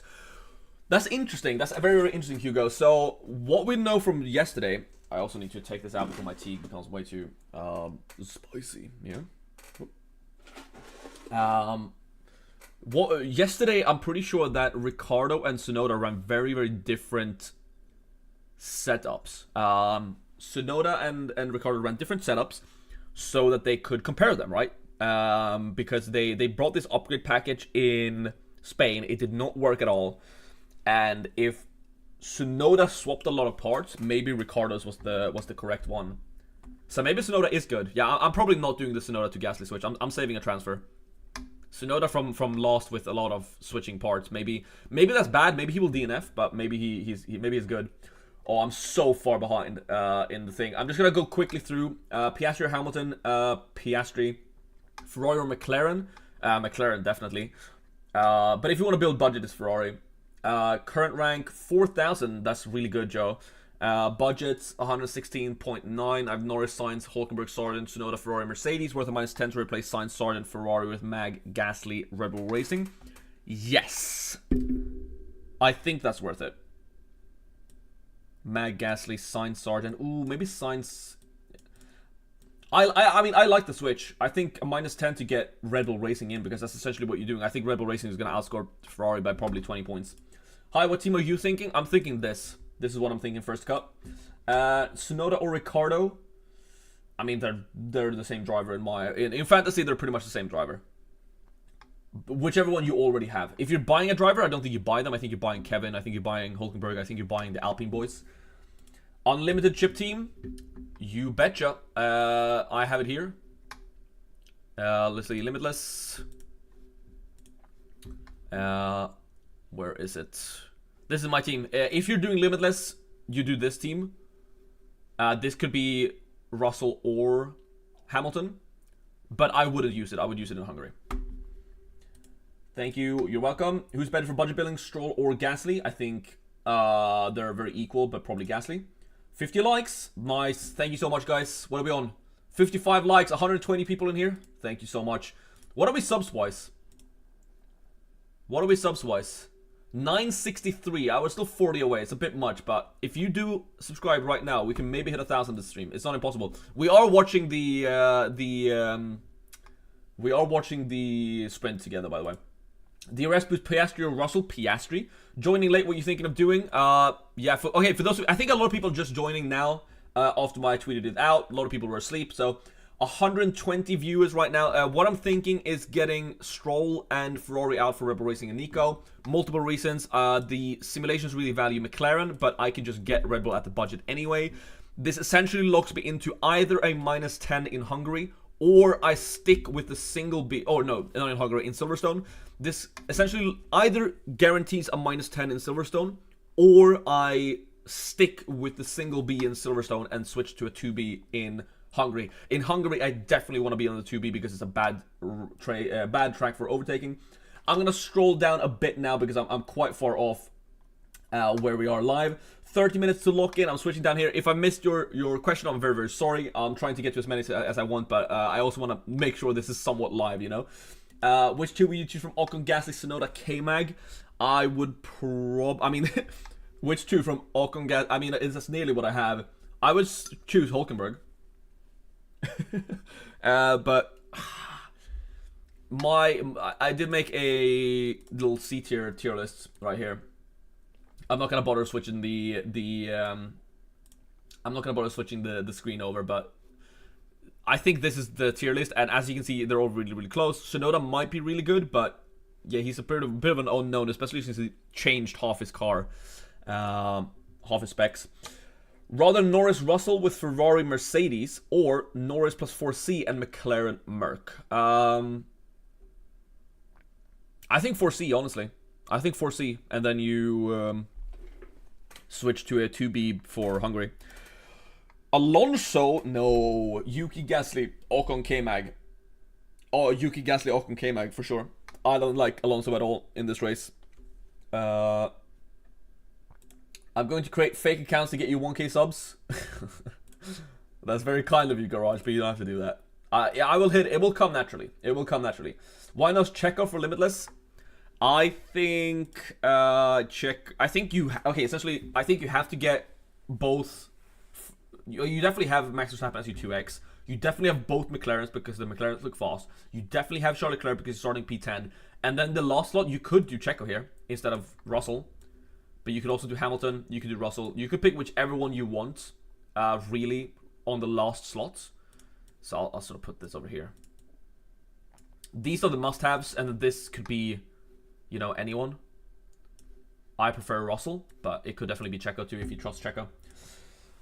What should we do? Any advice? Hulkenberg, best C-tier asset. Hulkenberg looks really, really strong. Other than that, Norris is looking really good for DRS boosts. 110 budget, current team Ferrari Haas. Ooh, Norris, Leclerc, Sainz show. Haas, Leclerc, Sargent to McLaren, Gasly, Hulk. That sounds like an amazing switch, Yusuf. That is miles better. You get rid of Sargent, you get rid of Haas, you get McLaren in there, you get rid of Leclerc. That's a fire switch, Yusuf. Fire switch. McLaren, Red Bull, Norris, Ocon, Gasly, Hulk, Bottas. What do you think? I think that looks really strong. Red Bull, Norris, yeah, McLaren, Red Bull. Damn, that's really powerful. Norris, then Ocon, Gasly, Hulk, Bottas. Yeah, you're pretty rich with that team. Ocon, Gasly, Hulk. Yeah, that's looking close to the optimal team for that budget. Hello, as Leclerc is at 10, should I keep Ferrari for overtaking points over McLaren? Perhaps, but McLaren is also P2 and P3, and I don't think Leclerc's outscoring that. So it's close. It's definitely close, but gone with Norris, Tsunoda, Hulk, Gasly, Sargent, Red Bull, McLaren. Risk with Sargent, but hoping teams cover that. Yeah, that's. I think Sargent is fine. Yeah, Red Bull, McLaren is really, really powerful. I mean, you're gonna get a lot of points with that combo for sure. Arbution, thank you for the help, Rain. Best of luck, everyone, this weekend. Yeah, best of luck to you, Arbution. So, guys, if you are just joining, this is looking likely to be my team. And stick around because we're watching the sprint. It's gonna be fun. Worth minus 10 point for Piastri over Sainz. No, I don't think so. Why do you prefer 2x on Max and not Norris? I think if you have Max, you just 2x him. Like if you are wildcarding and you have Max, the reason you would wildcard this week is to be differential from everyone running Norris. So I think if you wildcard, you just put it on Max because you just hope Max is gonna win both races and get the most points, and that is your differential, right? Not the fact that you're wildcarding because not the fact that you're limitlessing, because I think the limitless is pretty bad. So I prefer Norris, like generally, but I think you have to put it on Max if you're limitlessing. I have triple McLaren, Mercedes plus Show, Hulk, Sarge. Any thoughts? Look really strong, Marion. Look really, really strong. Triple McLaren is what the calculations prefer. 3x DRS boost on Norris? No, I don't think so. I don't hate it. I did an entire thing about it. But essentially, I think later in the season, you might afford Verstappen plus Norris easier. If you're using 3x in Austria, you do it on Norris plus any of these three. So 3x Norris, 2x one of these. But you don't buy Verstappen plus Norris this week because it would mean kind of ruining your team structure, unless you're super rich. Norris or Verstappen? I think Norris. Gasly and Sargent, or Gasly and K-Mag with minus 10.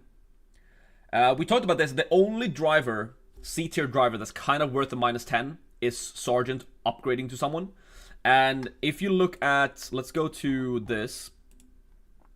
So, like, what are you expecting? You're essentially expecting, look at China, for example.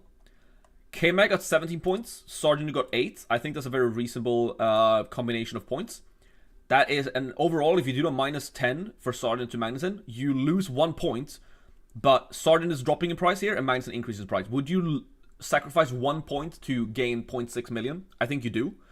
So I don't hate the minus 10 to get rid of Sargent, just know that you're not going to gain points from it. You're likely only doing it to hopefully gain budget.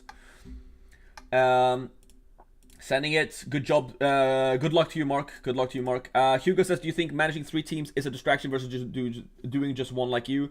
I'm also at my team 3 is so much better than team 1.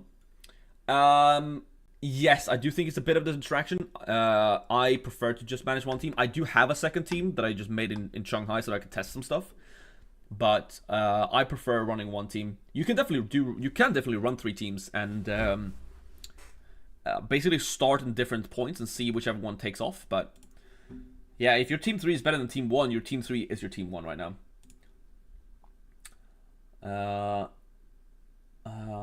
With 116.3, I cannot pick up what team and driver. I'm on the same money as you, Param, so I think you're fine.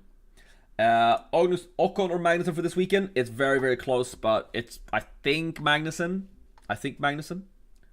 Who would you rather pick, Show, Bottas, or Albon? Albon has done some spec changes, so maybe that's good. But probably Show because he starts P19 and not from the pit lane. Is Ferrari really not good for this one, even low budget? No, I think Ferrari is really... okay, don't get me wrong, Ferrari is really good. I'm probably buying back Ferrari next weekend. I just think Red Bull is really strong in sprints. There's likely to be a lot of pit stops in Austria. So, yeah, I just...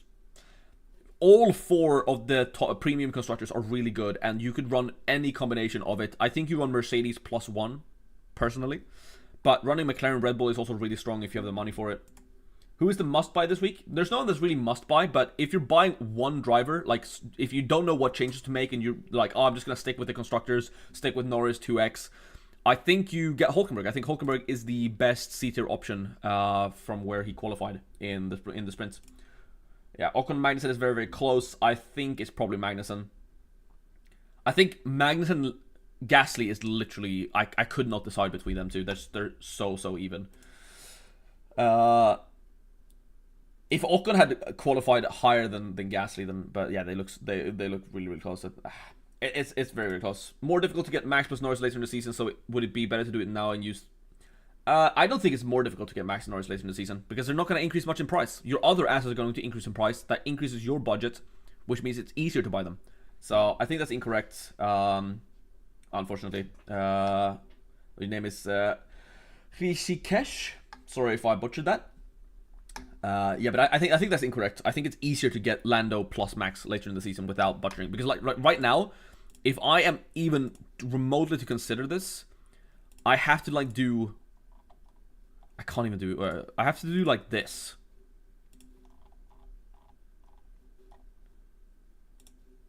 And even then I can't afford it. Like,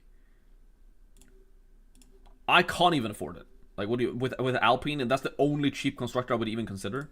I guess you do this then. But like, are we really doing this? No, we're not really doing this. Like, you the only way at a reasonable... Unless you're Jetto and you have an infinite budget. If you have a reasonable, like, 116, 117 million budget, that's me. If you want to get Lando and Max now, you have to, like, downgrade to an Alpine, and I don't think that's worth the points. I don't think so. So, I think it's easier to get them later in the season. I have Hulkenberg, but need to use one of my 3 transfers. You don't always have to use one of your 3 transfers. What's your team, Declan? Post it in the chat. What do you think of McLaren, Mercedes, Norris, Piastri, Gasly, Hulk, Sargent? Budget 199. If your budget is 199.9 million, your team's awful. But I'm assuming that's 109.9 billion. Yeah, looks strong. McLaren, Mercedes, like it. Norris, Piastri, nice. Gasly, Hulk, Sarge. For 109 million? Or is it 119 million? It's one or. It's probably 119 million. There's no way you afford that with 109.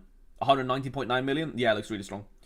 Good Doge. Just 2 of Ocon, Tsunoda, Gasly, and Mercedes, and or 1 of Gasly, Tsunoda, and Show.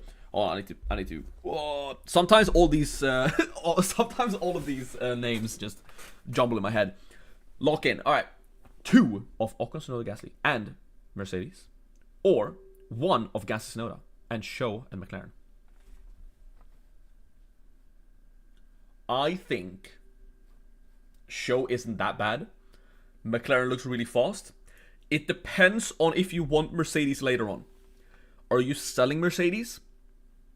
Because I'm not doing the Mercedes switch to McLaren because I know that I want Mercedes in the future. So that would be an extra transfer going forward.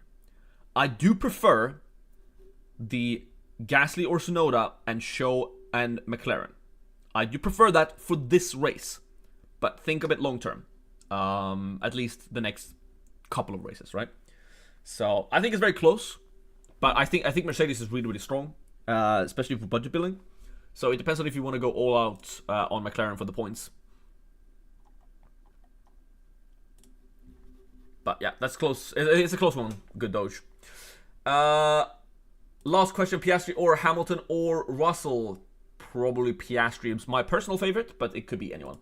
Hi Rain, do you like both Haas and Mercedes with Ferrari and Merc? Yes. I like that. Ocon or Gasly? Gasly, because if you're buying one of them, you buy Gasly because the team prefers Gasly. So Gasly's more likely to get preferential treatment in the team. 3x DRS this week? I would say no, because I think it's easier to get Norris and Verstappen later on. I appreciate the in-depth answers, bro. No problem. I'm trying my best. And again, I do really like going in-depth on answers, so I'm really, really sorry if I don't get to your specific question. But I don't just want to skim through important questions. There's 15 minutes to the deadline, guys. 15 minutes to the deadline. 15 minutes to the deadline. Yeah, the only way to guarantee me answering your question is a super chat. So 15 minutes to the deadline. I'm gonna lock in my transfers now. It is Lance Stroll and Ferrari switching to Red Bull Racing and Nico Hülkenberg. These are my transfers this week. I think Nico Hülkenberg is really, really good at C-Tier, where he qualified in the sprints. I think he's going to be great. Lance Stroll, honestly, let's clap for Lance Stroll. Let's give a little applause for Lance Stroll because he has saved my season. I bought him in at like 10 million. He's increased infinite from my team. No, not 10 million. I bought him at like 11 point something. 11 point something or 12, early 12. He's got a lot of value for me. He's been really, really good for my team. I've had him since after his crash in Saudi, and the only DNF he had was when I used my Limitless. So he hasn't even DNF'd when I've had him in my team. So thank you so much, Lance Stroll. But you did yours. Now you make way to get Red Bull Racing back in. Confirm changes.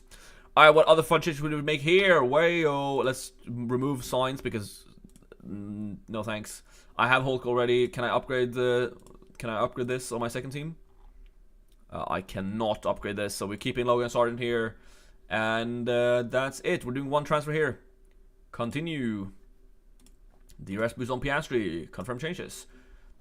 That's my second team. Alright, that is my team locked in. Let me tweet that out quickly. And then I'll get to your final questions before the deadline. Let's just bring that over here so I don't... copy the image and then go to... where is Twitter? Twitter! I'm really bad at tweeting out my team before the deadline. Final team in Austria. Let's find the flag. Österrike. Final team in Austria. Stroll for Hülkenberg and Ferrari 2 Red Bull Racing. 1 weekend punt on Red Bull Racing. Go Max. Hashtag F1 Fantasy. Taking last minute questions before the deadline, live on stream right now. Boom. And then let's link the stream. Copy the link. I see that it just trickled in a little cheeky super chat. I'm gonna get to that in just a moment. Thank you so much, JP. Thank you so much, JP. I'm just gonna finish tweeting this out, and I will respond to your question. All right, tweet this out. Go follow me on Twitter. And also, we have 125 people in here. We have 63 likes. Let's get another 10. 10 likes on the stream. You can do it. All right, I've changed my mind on -10. I've done -10 each week for just 4 weeks, and I've gone up to 842 globally. Thoughts? I'm not sure. I don't remember what you said earlier. So you've done a -10 for the past 4 weeks, and have gone up to 842 globally. Thoughts? If you make the right transfers, I don't hate -10s. Listen, I think when you take -10s, you have to just be you have to just know that you're taking a risk. So I wouldn't mind ripping a -10. You know, locking in Red Bull Racing, that's me locking in a potential -10 in the future. But I think Ferrari is going to outscore Red Bull Racing by -10. So I'm assuming what, you know, my thoughts on the -10 are.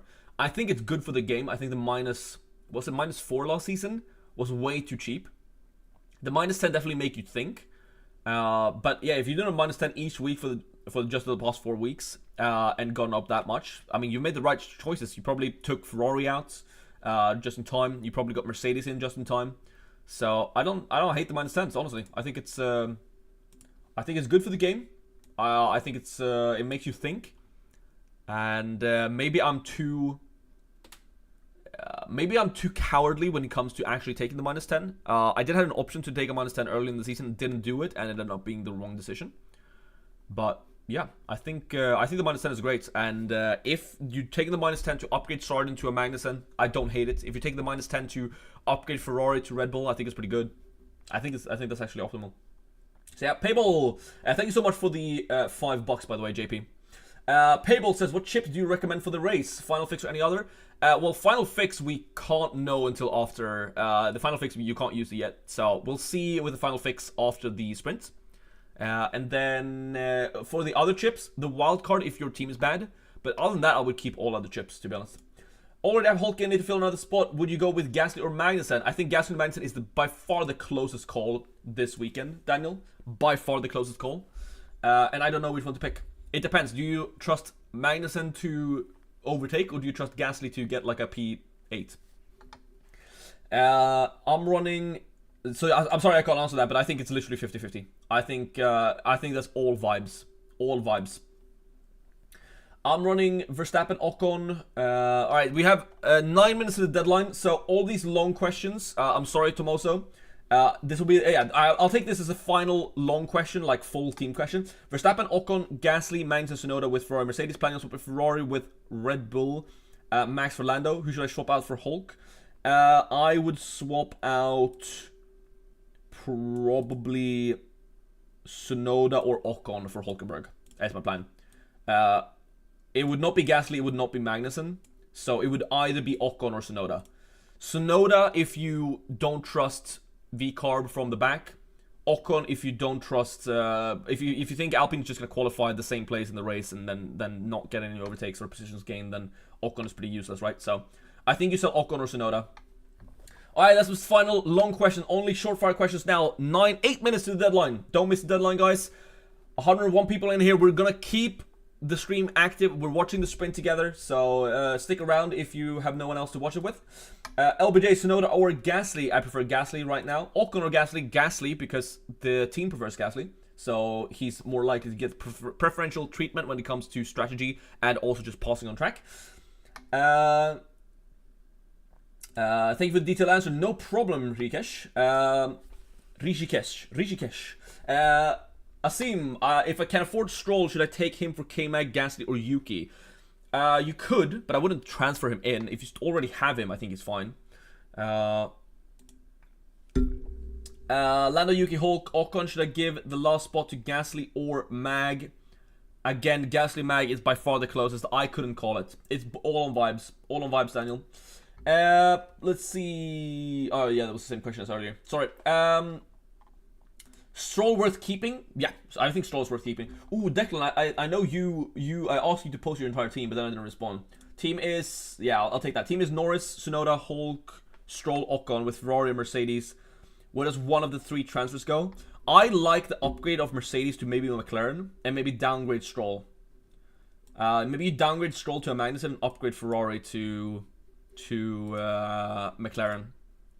Because I think having one of McLaren or Red Bull as a constructor alongside Merc is probably the strongest here. If you have enough money, you could do like me and go to Red Bull for Stroll, but it could be either or. But I think what you would do with transfers is upgrade Ferrari to either McLaren or Red Bull, and then downgrade Stroll with that. So I think Stroll is worth keeping. Yes, sorry for missing that, Declan. Mercedes or Ferrari? Mercedes for sure. Worth -10 to chase Ferrari to Red Bull? I think it is. I think it is, Pete. Hero, thanks for going back up. No problem, Declan. Stroll versus K-Mag versus Gasly versus Yuki. So I think K-Mag, Gasly, again, literally 50-50. I couldn't decide, and I think Stroll and Yuki are pretty close too. But I definitely think it's like K-Mag, Gasly at the top, and then Yuki's a risk. Yuki could be really, really good, but he's changed like half his car, so he could just be bad. Could just be bad. McLaren plus Sargent or Mercedes plus Show? Again, it depends on the future. I think for this race, McLaren and Sargent. But are you going to want to bring Mercedes back in next race? Then you have to make another 2 transfers because you have to get rid of Sargent again. So I think I think it depends on what you want in the long term, LBJ. Can't they to activate 3x with Norris, Piastri, McLaren? Merc? I would not. I would hold it. I would hold it. In the future, if you keep playing well, you're gonna be able to afford like Max plus Lando sometimes in Kota without destroying your team. So I think you hold on. Duh. 39th in global ranking, and I'm after doing a -10. So I mean, doing a -10 is fine. Yuki or Ocon? I think I prefer Ocon. But, I mean, it's so hard with Yuki because, again, if you don't know, Yuki has changed half his car. Russell, so Yuki's starting far back. He could definitely get some good points in the sprint, but his car could also be bad, and then he DNFs because something's not working right. Russell or Hamilton? I prefer Russell in the sprint, so probably Russell. Take a -10 to swap Tsunoda for Magnussen? No, I would do a -10 to swap Stroll up. I would do a -10 to swap Sargent up to like a Magnussen, but -10 to swap Tsunoda for Magnussen, I don't think it's going to be that much different in points. So no, Dash and Fox, I don't think that's worth it. Norris looks focused as fuck. Oh yeah, I need to get the stream up. I need to get the live stream up. Oh, the live stream, the sprint race. 4 minutes of the deadline. 107 people in chat, 67 likes. We can get to 75. There's 8 people in here who hasn't liked the stream. It doesn't cost anything, and it helps out a ton, so I would greatly appreciate it. Just click that like now. Go, go, go, go, go. 75 before the deadline. We are at 966 subscribers, so we need another 34 subs for 1,000. We're so close. We're so close. 5 minutes. 5 minutes. It's 4 minutes actually now. 4 minutes to the deadline. I'm gonna open up the sport. Sprint race. Watch live. I'm not broadcasting any sound, am I? Nope. Bum bum bada bum bum bum bum bum. Dum dum. Dum dum. Banger song. Banger song. Come on, sub to the channel. It is free, and you know you'll come back. That is true. You know you will come back.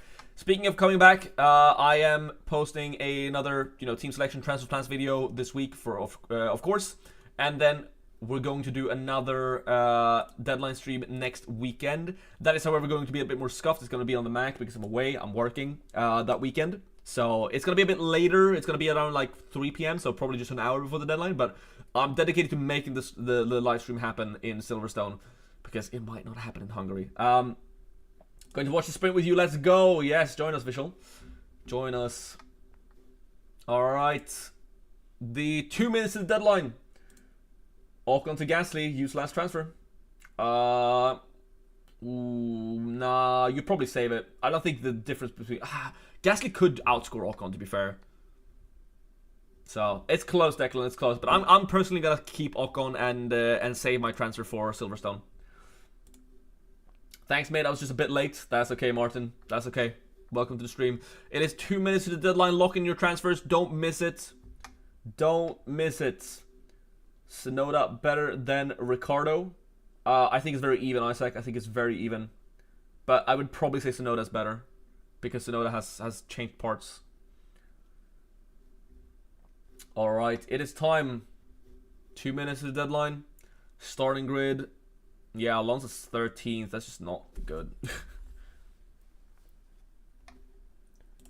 Sub for a while now. Best F1 creator for sure. Thanks, thank you so much, Declan. That's so kind of you. That is very kind. More content's coming. More content's coming. Yeah, so deadline stream. Probably only one video this week, because I have a lot of work. So one video coming probably on Monday. And then it depends on when so team selection video on Monday, and then a live stream on Saturday, and then a bunch of videos in between in the 2-week break, and then I think I might have to miss my first deadline stream in Hungary, since I started doing them, but that just happens sometimes. Sometimes life gets in the way. But it's definitely happening in Silverstone. It's definitely happening in Silverstone. 1 minute to the deadline, don't miss it. 1 minute. Let's go, 6 a.m. watch crew. It is noon here. But if you're from the US, East Coast, shout out. 93 viewers still in here. You're welcome to hang. You're welcome to hang. Yeah, we're watching the entire sprint, so I'm here all day. I wish I could open and let some more light in, but the backlight is crazy. So I can't really open up the blinds. We have to do with the one lamp. Alright, it is time. They're lining up on the starting grid. Formation lap. I think I can open this at least. Get some natural light in here so it's not like I'm in a bunker. Alright. Yeah, 8 points, 7 points, 6 points. 5, 4, 3, 2, 1. It's not a lot of points for the top of the grid. I want to see Yuki and Hulk go crazy on the overtakes here. That is what I'm looking for. I also want no DNF from Checo. I think I'm slightly differential with the Red Bull Racing as constructor. 27% is not that much. I mean, McLaren is more differential, but I think this is a lot of inactive teams have Red Bull Racing. It's hard to know when you're like top 9k.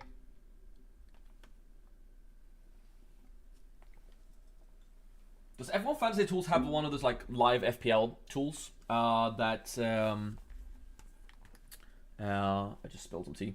Live FPL tools that you can see like around your rank, because like the expected like EO, effective ownership, right? Effective ownership at like the top 10k. Because I think the like these numbers, how much do we trust these numbers, right? The pick percentage. Oh yeah, we should get a timer up here. Timer.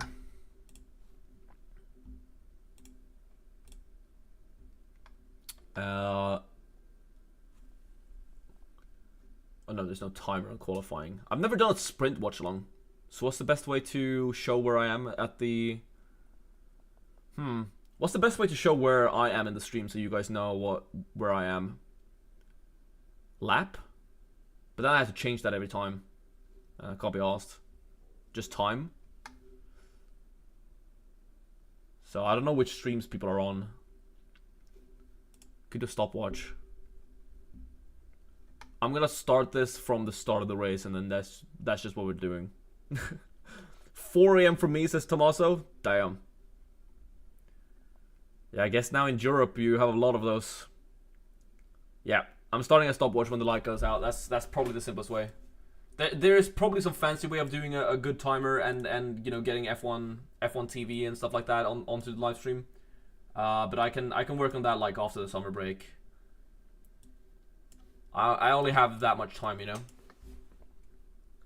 This is, after all, like the, what, 6th stream I do, so it's not like I'm professional. But I mean, we do it for the MS Paint, you know. That's just part of the experience. All right, here we go. Start sequence. Oh, it's not working. Oh, they're doing another formation lap.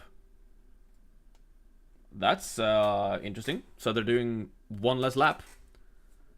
I'm not start aborted extra formation lap. Oh, well, that's fun. What's your job? I work in a hardware store. Over the summer.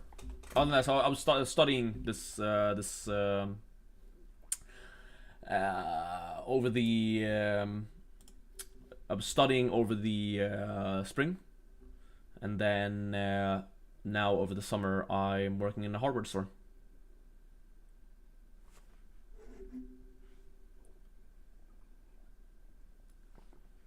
If there's any Sweden here, you know, Big Mux. That's me.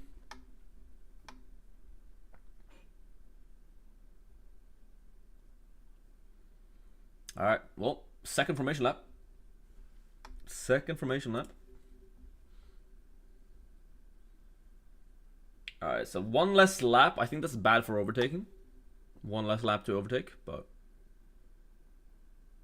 it could actually be good for overtaking because the formation lap is they're not using as much power, which means they can expend more power to actually do some overtakes in the race. Am I wrong? Feels like Monaco? Yep. Parade laps. Let's go.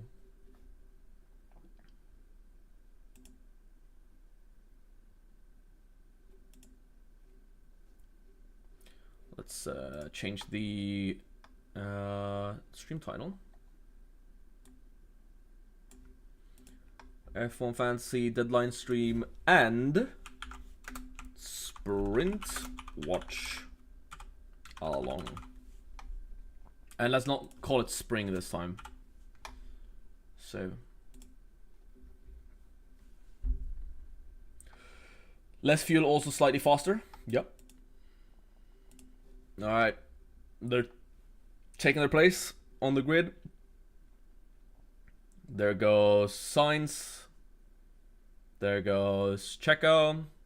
There goes Gasly.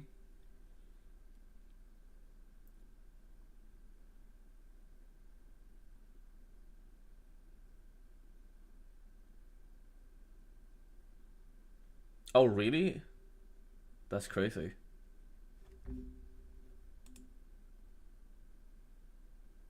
They didn't say that on my stream.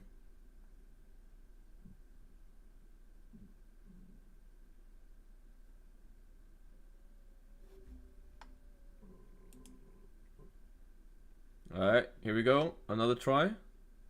Beep, beep, beep, beep. Let's see. And lights out. Go! Go, go, go, go, go, go! Bad start for Lando. It's looking like nothing happened in the start. I can't see anyone really winning, gaining. It looked like Hulkenberg was off there for a second. That's not great for me. McLarens are fighting. Piastri taking the outside. We have the Saubers at the back. Hamilton. Leclerc got up. We got past both. Both Alpines are dropping. That's Magnussen passing them. Magnussen is ninth. Yeah, Magnussen is ninth. Both Alpines in the mud. That's not good for Alpines. Leclerc's passed Checo.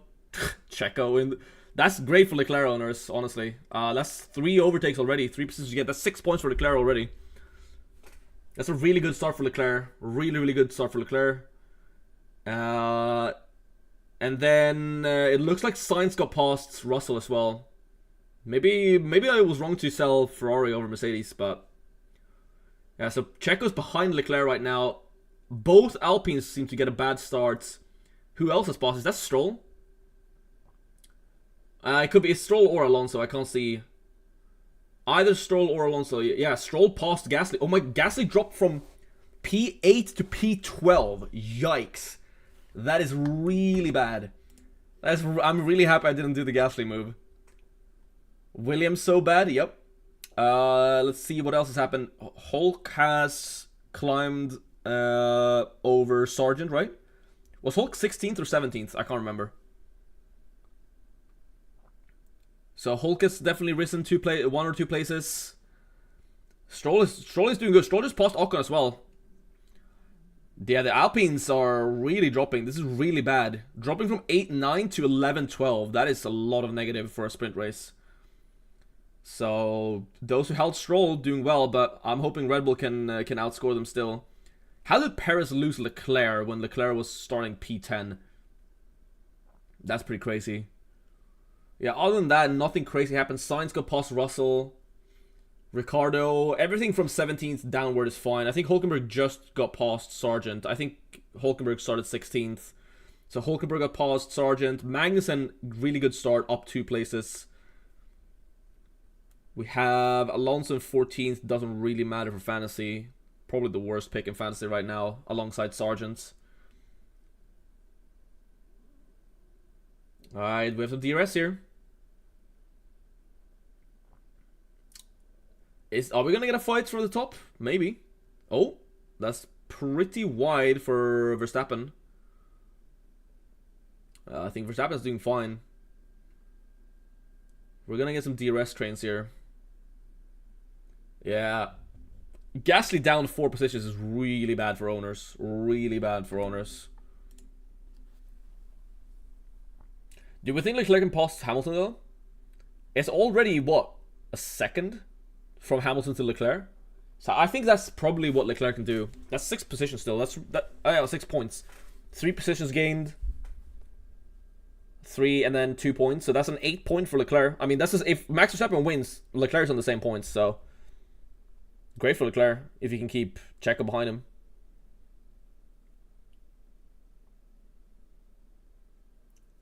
Let's see if Norris can do something here. Yeah, Norris is taking different lines, trying to get something going, but... Oh, he's trying now.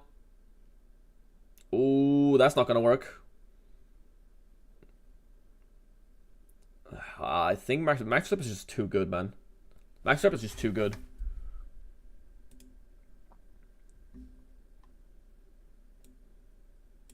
Max Verstappen is just too strong.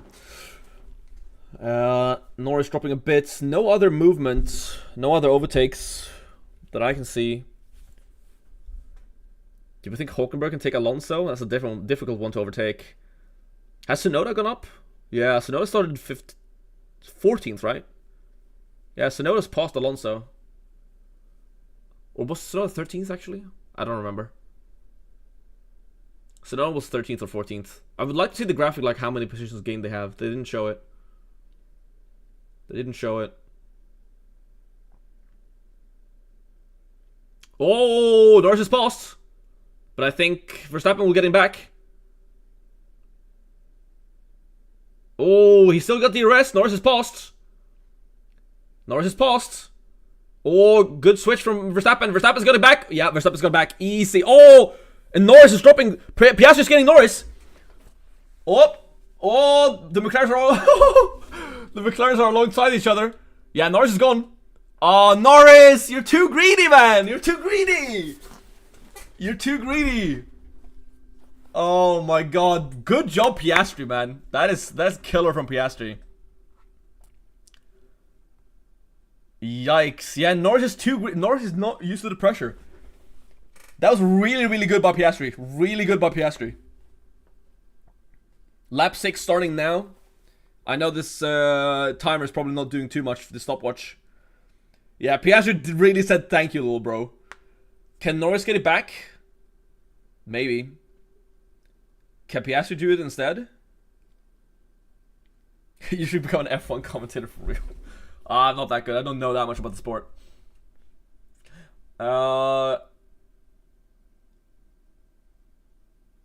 Nothing really is happening along the different tiers. Everyone, it's just DRS trains all the way through, pretty much. Stroll's running. Magnussen's really running a train. It's really dropping. The difference between Perez and Magnussen's growing, so I think that's the cutoff. I think we have a solid top 4 teams. Let's see the overtake again. It was a good lunge from Norris, but Max had to yield for it. That's what allowed Piastri back in it. So even with an open wing, Max Verstappen got enough speed to take it back on the inside there. Locks up slightly, which I think that lockup from Max is what slows Norris down. Yeah, look. That lockup from Max it blocks Norris. So Piastri gets past. So actually Piastri says thank you, little bro, to Max. Well, it's unfortunate for Norris owners, but he's on fastest lap, and I don't think anyone, unless someone pits, I don't think the fastest lap is going to go away from Norris. And if they pit, they're going to be lost anyway, so I wouldn't mind a +5 for Norris for fastest lap. Max Verstappen swearing, car's bad. Can Piastri win this? Second sprint win for Piastri? That would be crazy. Kick late strat to overtake Ricciardo and Sargent? Maybe. Yeah, there's literally a DRS train from Magnussen all the way down to Show. Bottas is dropping the train though. It's 1 second now. Maybe the kicks are bad.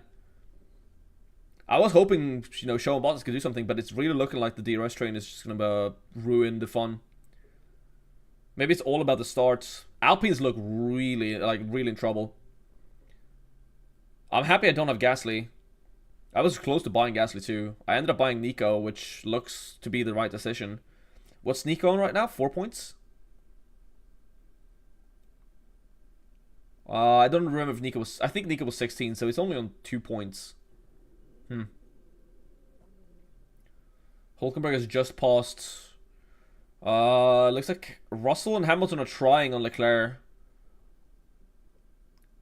Yeah, Russell's going on Leclerc. I think Russell might... Oh, no, not Leclerc. Sainz. Yeah, Russell's taking this back from Sainz. Easy. Yep, Russell's past Sainz.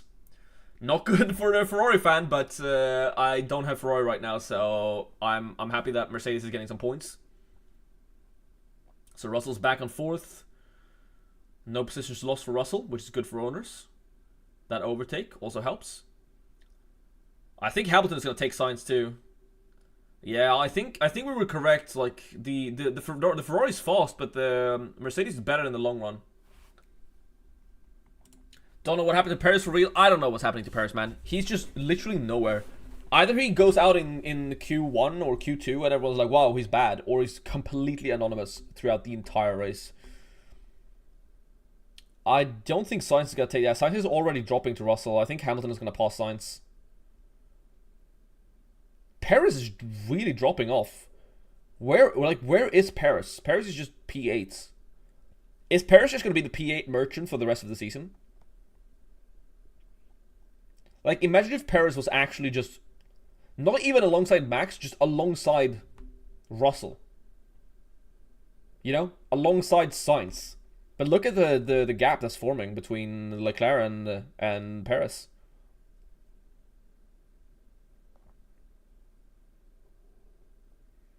It's unfortunate though for the bottom teams. Like, they're really not racing for anything right now. They're racing for our fantasy teams, but literally all other teams could just come into the pits because Perez is just locking in P8 right now. I think Magnussen is driving really defensive, holding a line, and then just hoping someone in the front DNFs because he knows he can't pass the Red Bull.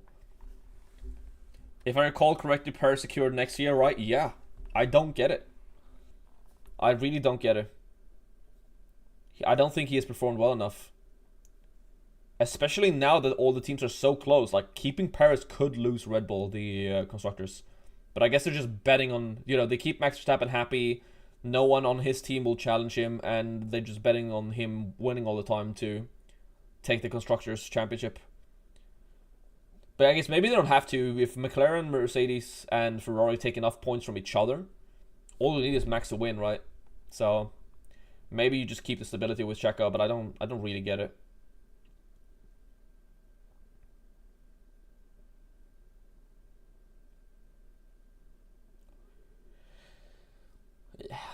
There is a bit of a dead zone right now with the DRS. There's not really anything happening. This is very, very, very boring. I mean, we're just waiting for Hamilton to overtake Sainz, pretty much. What can they do to fix this, though? I mean, DRS is one thing, but maybe they... The Swedish commentator did just mention that maybe they should have like a limited amount of DRS use. That would make it interesting.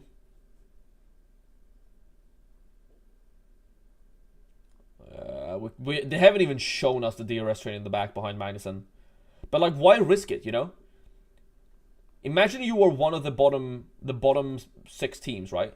You're Alpine, you're Alpine, you're Aston, you're Haas. What is the point of even trying to overtake here? Because the thing is, you lunge for an overtake. If it goes wrong, you crash, you destroy the car, cause millions in damage. What do you have to gain? Literally nothing. There's no point on the line. So what's the point it's literally just a parade. I think Hugo said this earlier. It's parade laps. This is really boring. This is really, really boring. Alpine in the fantasy-wise, Alpine in the mud. All C-tier assets in the mud. Ugh. Checo in the mud. Norris in the mud. It's just mud. DRS will be gone 2026. Welcome booster bottom. I don't know if the booster will be better. Maybe. We'll see. I'm excited for the 2026 regulations, though. I'm excited for a shake-up. Yeah, Verstappen is increasing the gap to Piastri right now, so I think Max just has to win right now. I think Max gets an overtake, right? Because he overtook Lando. So Max ends on 9 points. We're going to see similar price increases to Spain if the GP is like this. Yeah. The GP won't be like this, though, because of... The GP won't be like this, though, because of pit stops. But this is really dull. I think this is bad for C-tiers. We were expecting... maybe the Limitless was strong. But I don't think the Limitless is that good.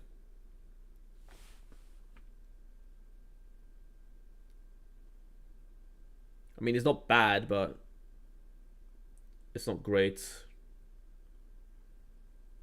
Literally nothing's happening, man. You know it's bad when they're filming the 2 Alpines just DRSing behind each other.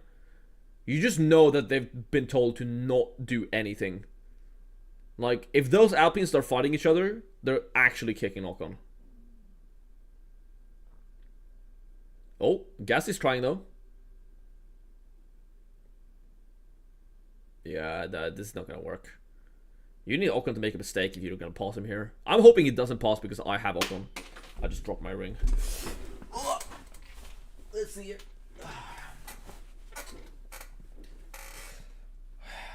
Are we actually filming Pierre Gasly challenging Ocon? I feel sorry for all you US people who woke up 4 a.m. watching this. Christ. I'm gonna recline here. This is stinky. There's literally nothing that could make this interesting. The only thing interesting was Piastri overtaking Lando. What if Alpines get overtaken by doing an own race? Honestly, do it for the banter. They just keep overtaking each other like 14 times. But I wonder if... I think F1...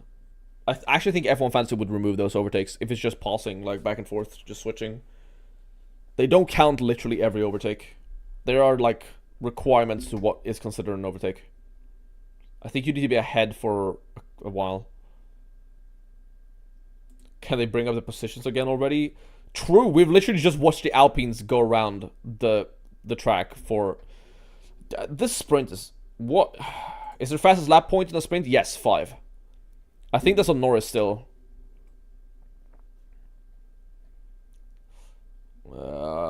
Norris is gaining on Piastri. Maybe Norris can take Piastri back. I wouldn't mind that, to be honest. Yeah, Verstappen is pulling ahead. This is actually... where is the... I'm just gonna keep Hugo's message up. Parade laps, man. Parade laps.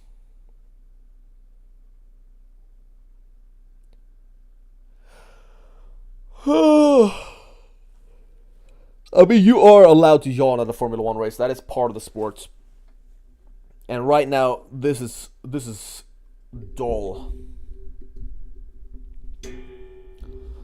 Lando Norris coming up on a corner, taking it without any risk, like every other.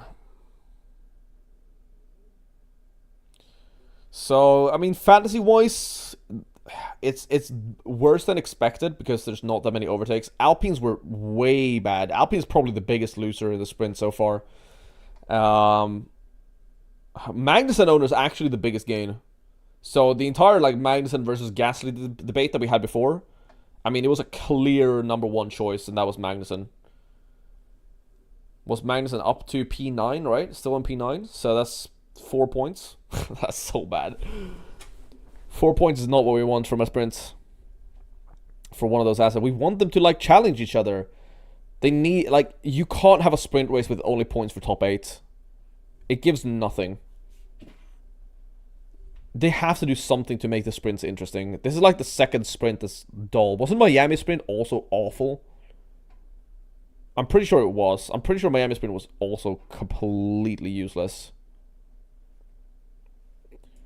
We're literally just... Oh, overtake? Ricardo? Ricardo's getting Sargent? Oh, come on. Oi! An overtake happened! Let's go, Ricardo! Sargent got overtaken! What a surprise! I'm being very negative right now. This is not fun. Like, imagine if they had sprint races with the reverse grids. That would be amazing. Just remove sprint qualifying. You have 2 practice sessions. You do the qualifying. You do a sprint race, reverse grid. Great times. Great times. Imagine the overtakes then. Then Limitless would definitely be better than the sprints. Oh my god. We need sprinklers. We need yeah, we do need sprinkles. Old man yells at cloud. I feel like that's me right now, Jack. Old man yelling at sprint races being dull for the second or third time this season. The sprint was not awful in China, but we've not had a good sprint this season. Sargent doing better than expected. He's dropped 1 position. So he's on -1. I guess that is better than expected. I really think Rick is a solid C pick since he has a lot of pressure to stay in the game now that his seat is no more secured. Yeah, I mean, I don't think Rick is bad. I just think there are better options. He was one of the only ones to increase in price among the C tiers in Spain. So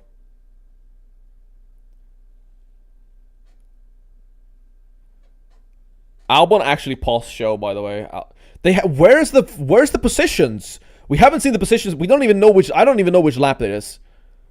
I don't even know which lap this is. What happened to the scoreboard, man? No, that's me.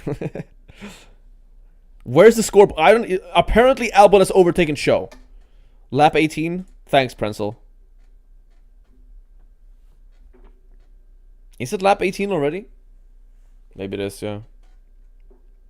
Out of what, like 24? Where's the scoreboard, man? What is this? We don't even know that Albon has overtaken Show. They haven't showed that yet. I only know this because the commentator said so. What is like? What is this, man? It's lap 19 out of 23. Thanks, David. I can't. Am I the only one?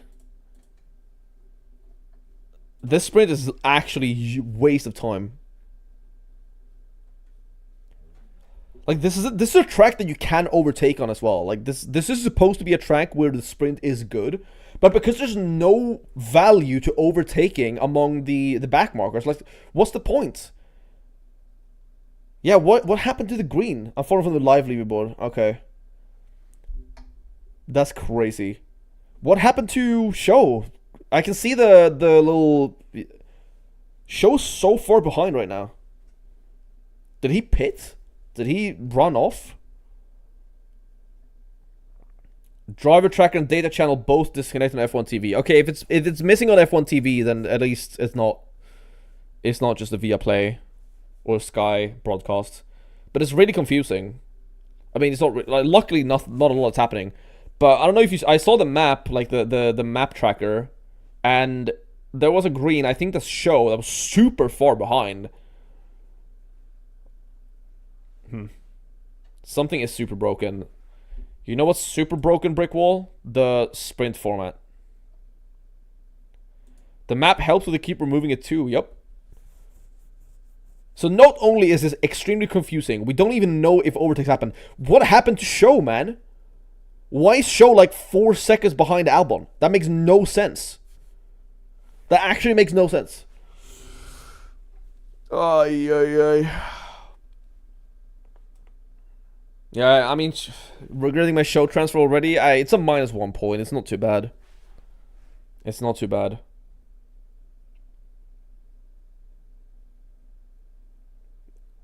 Albon's on 2 places, 2 points. One place up, 1 overtake. If that overtake even counts, because we don't know. For all we know, Show could have spun. Show is like 4 seconds behind Albon. I don't even know exactly the time, but that's what it looked like on the map. And they haven't shown the map for another lap now. Something really is super broken. They have to fix this for tomorrow. You're fine, Clyde. It's just a 1 point. It's literally just -1 points. Sour pace does look way off, to be fair. Yeah, Bottas can't keep up with those. It looked like it was like Bottas and Albon alone, and then Show like way behind them. Oh my god. Albon overtook Bottas too? Alright, 4-pointer for Albon. 4-pointer for Albon. Apparently. Oh, we got it back! Yay! Woo! We're back. Hulkenberg has not overtaken Alonso. Tsunoda still 13th. Gasly 12. Ocon 11. That's the same. Everything's the same. Yeah, Albon overtook both the kicks. Yeah, they finally put the board back on. Finally took the board back on. Alright, Norris still has the fastest lap though. That's really good. I'll take the +5. That's really lucky. Really, really lucky for Norris owners. So, what? Albon's on 4 points. Bottas is -1. Oh wait, Ricardo overtook Alonso actually. Right? I think Ricardo overtook Alonso. Oh no, Hulk overtook. Oh no! Hulkenberg, don't do that. Oh wait, he got paused. Yeah, let's go Hulk! Woo!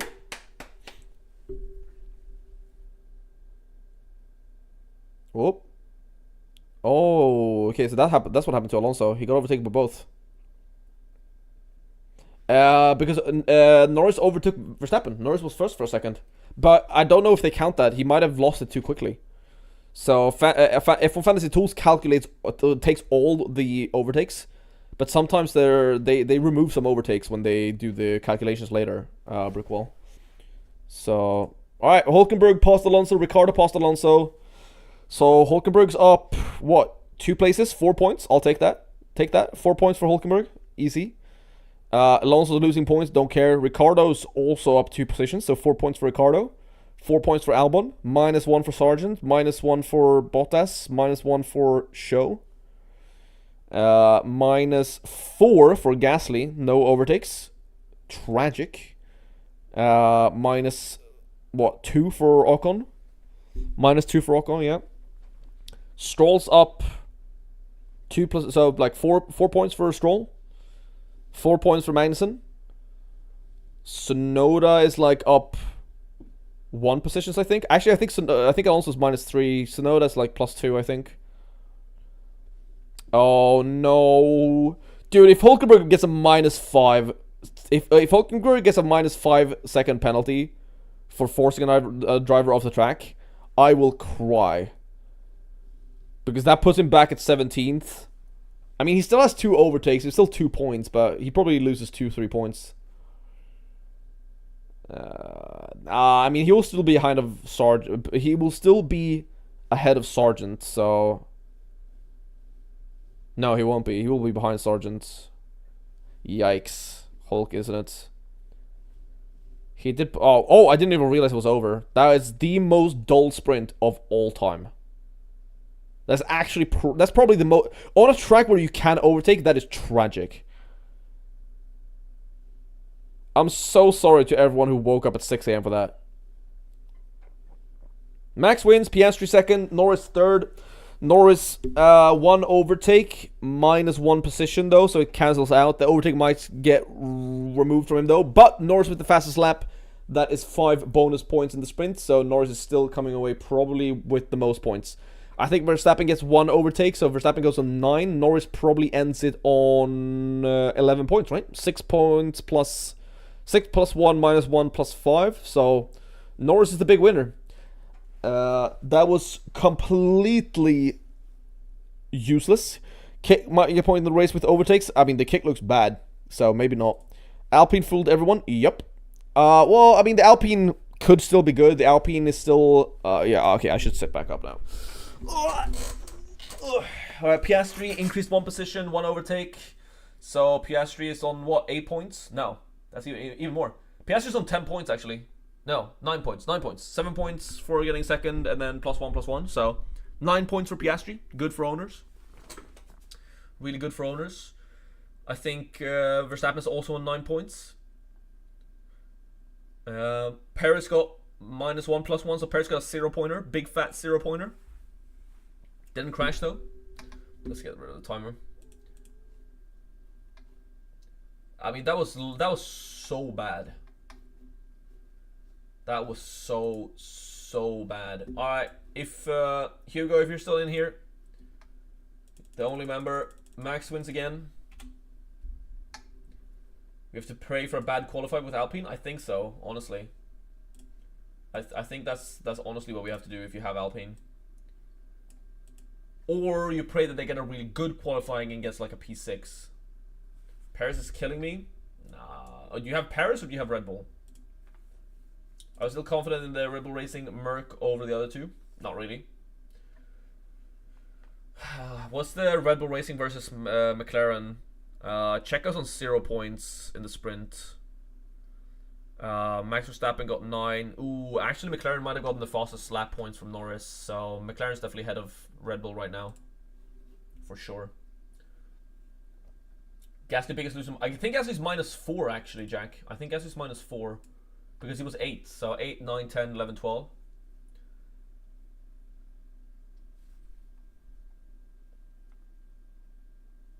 So, yeah.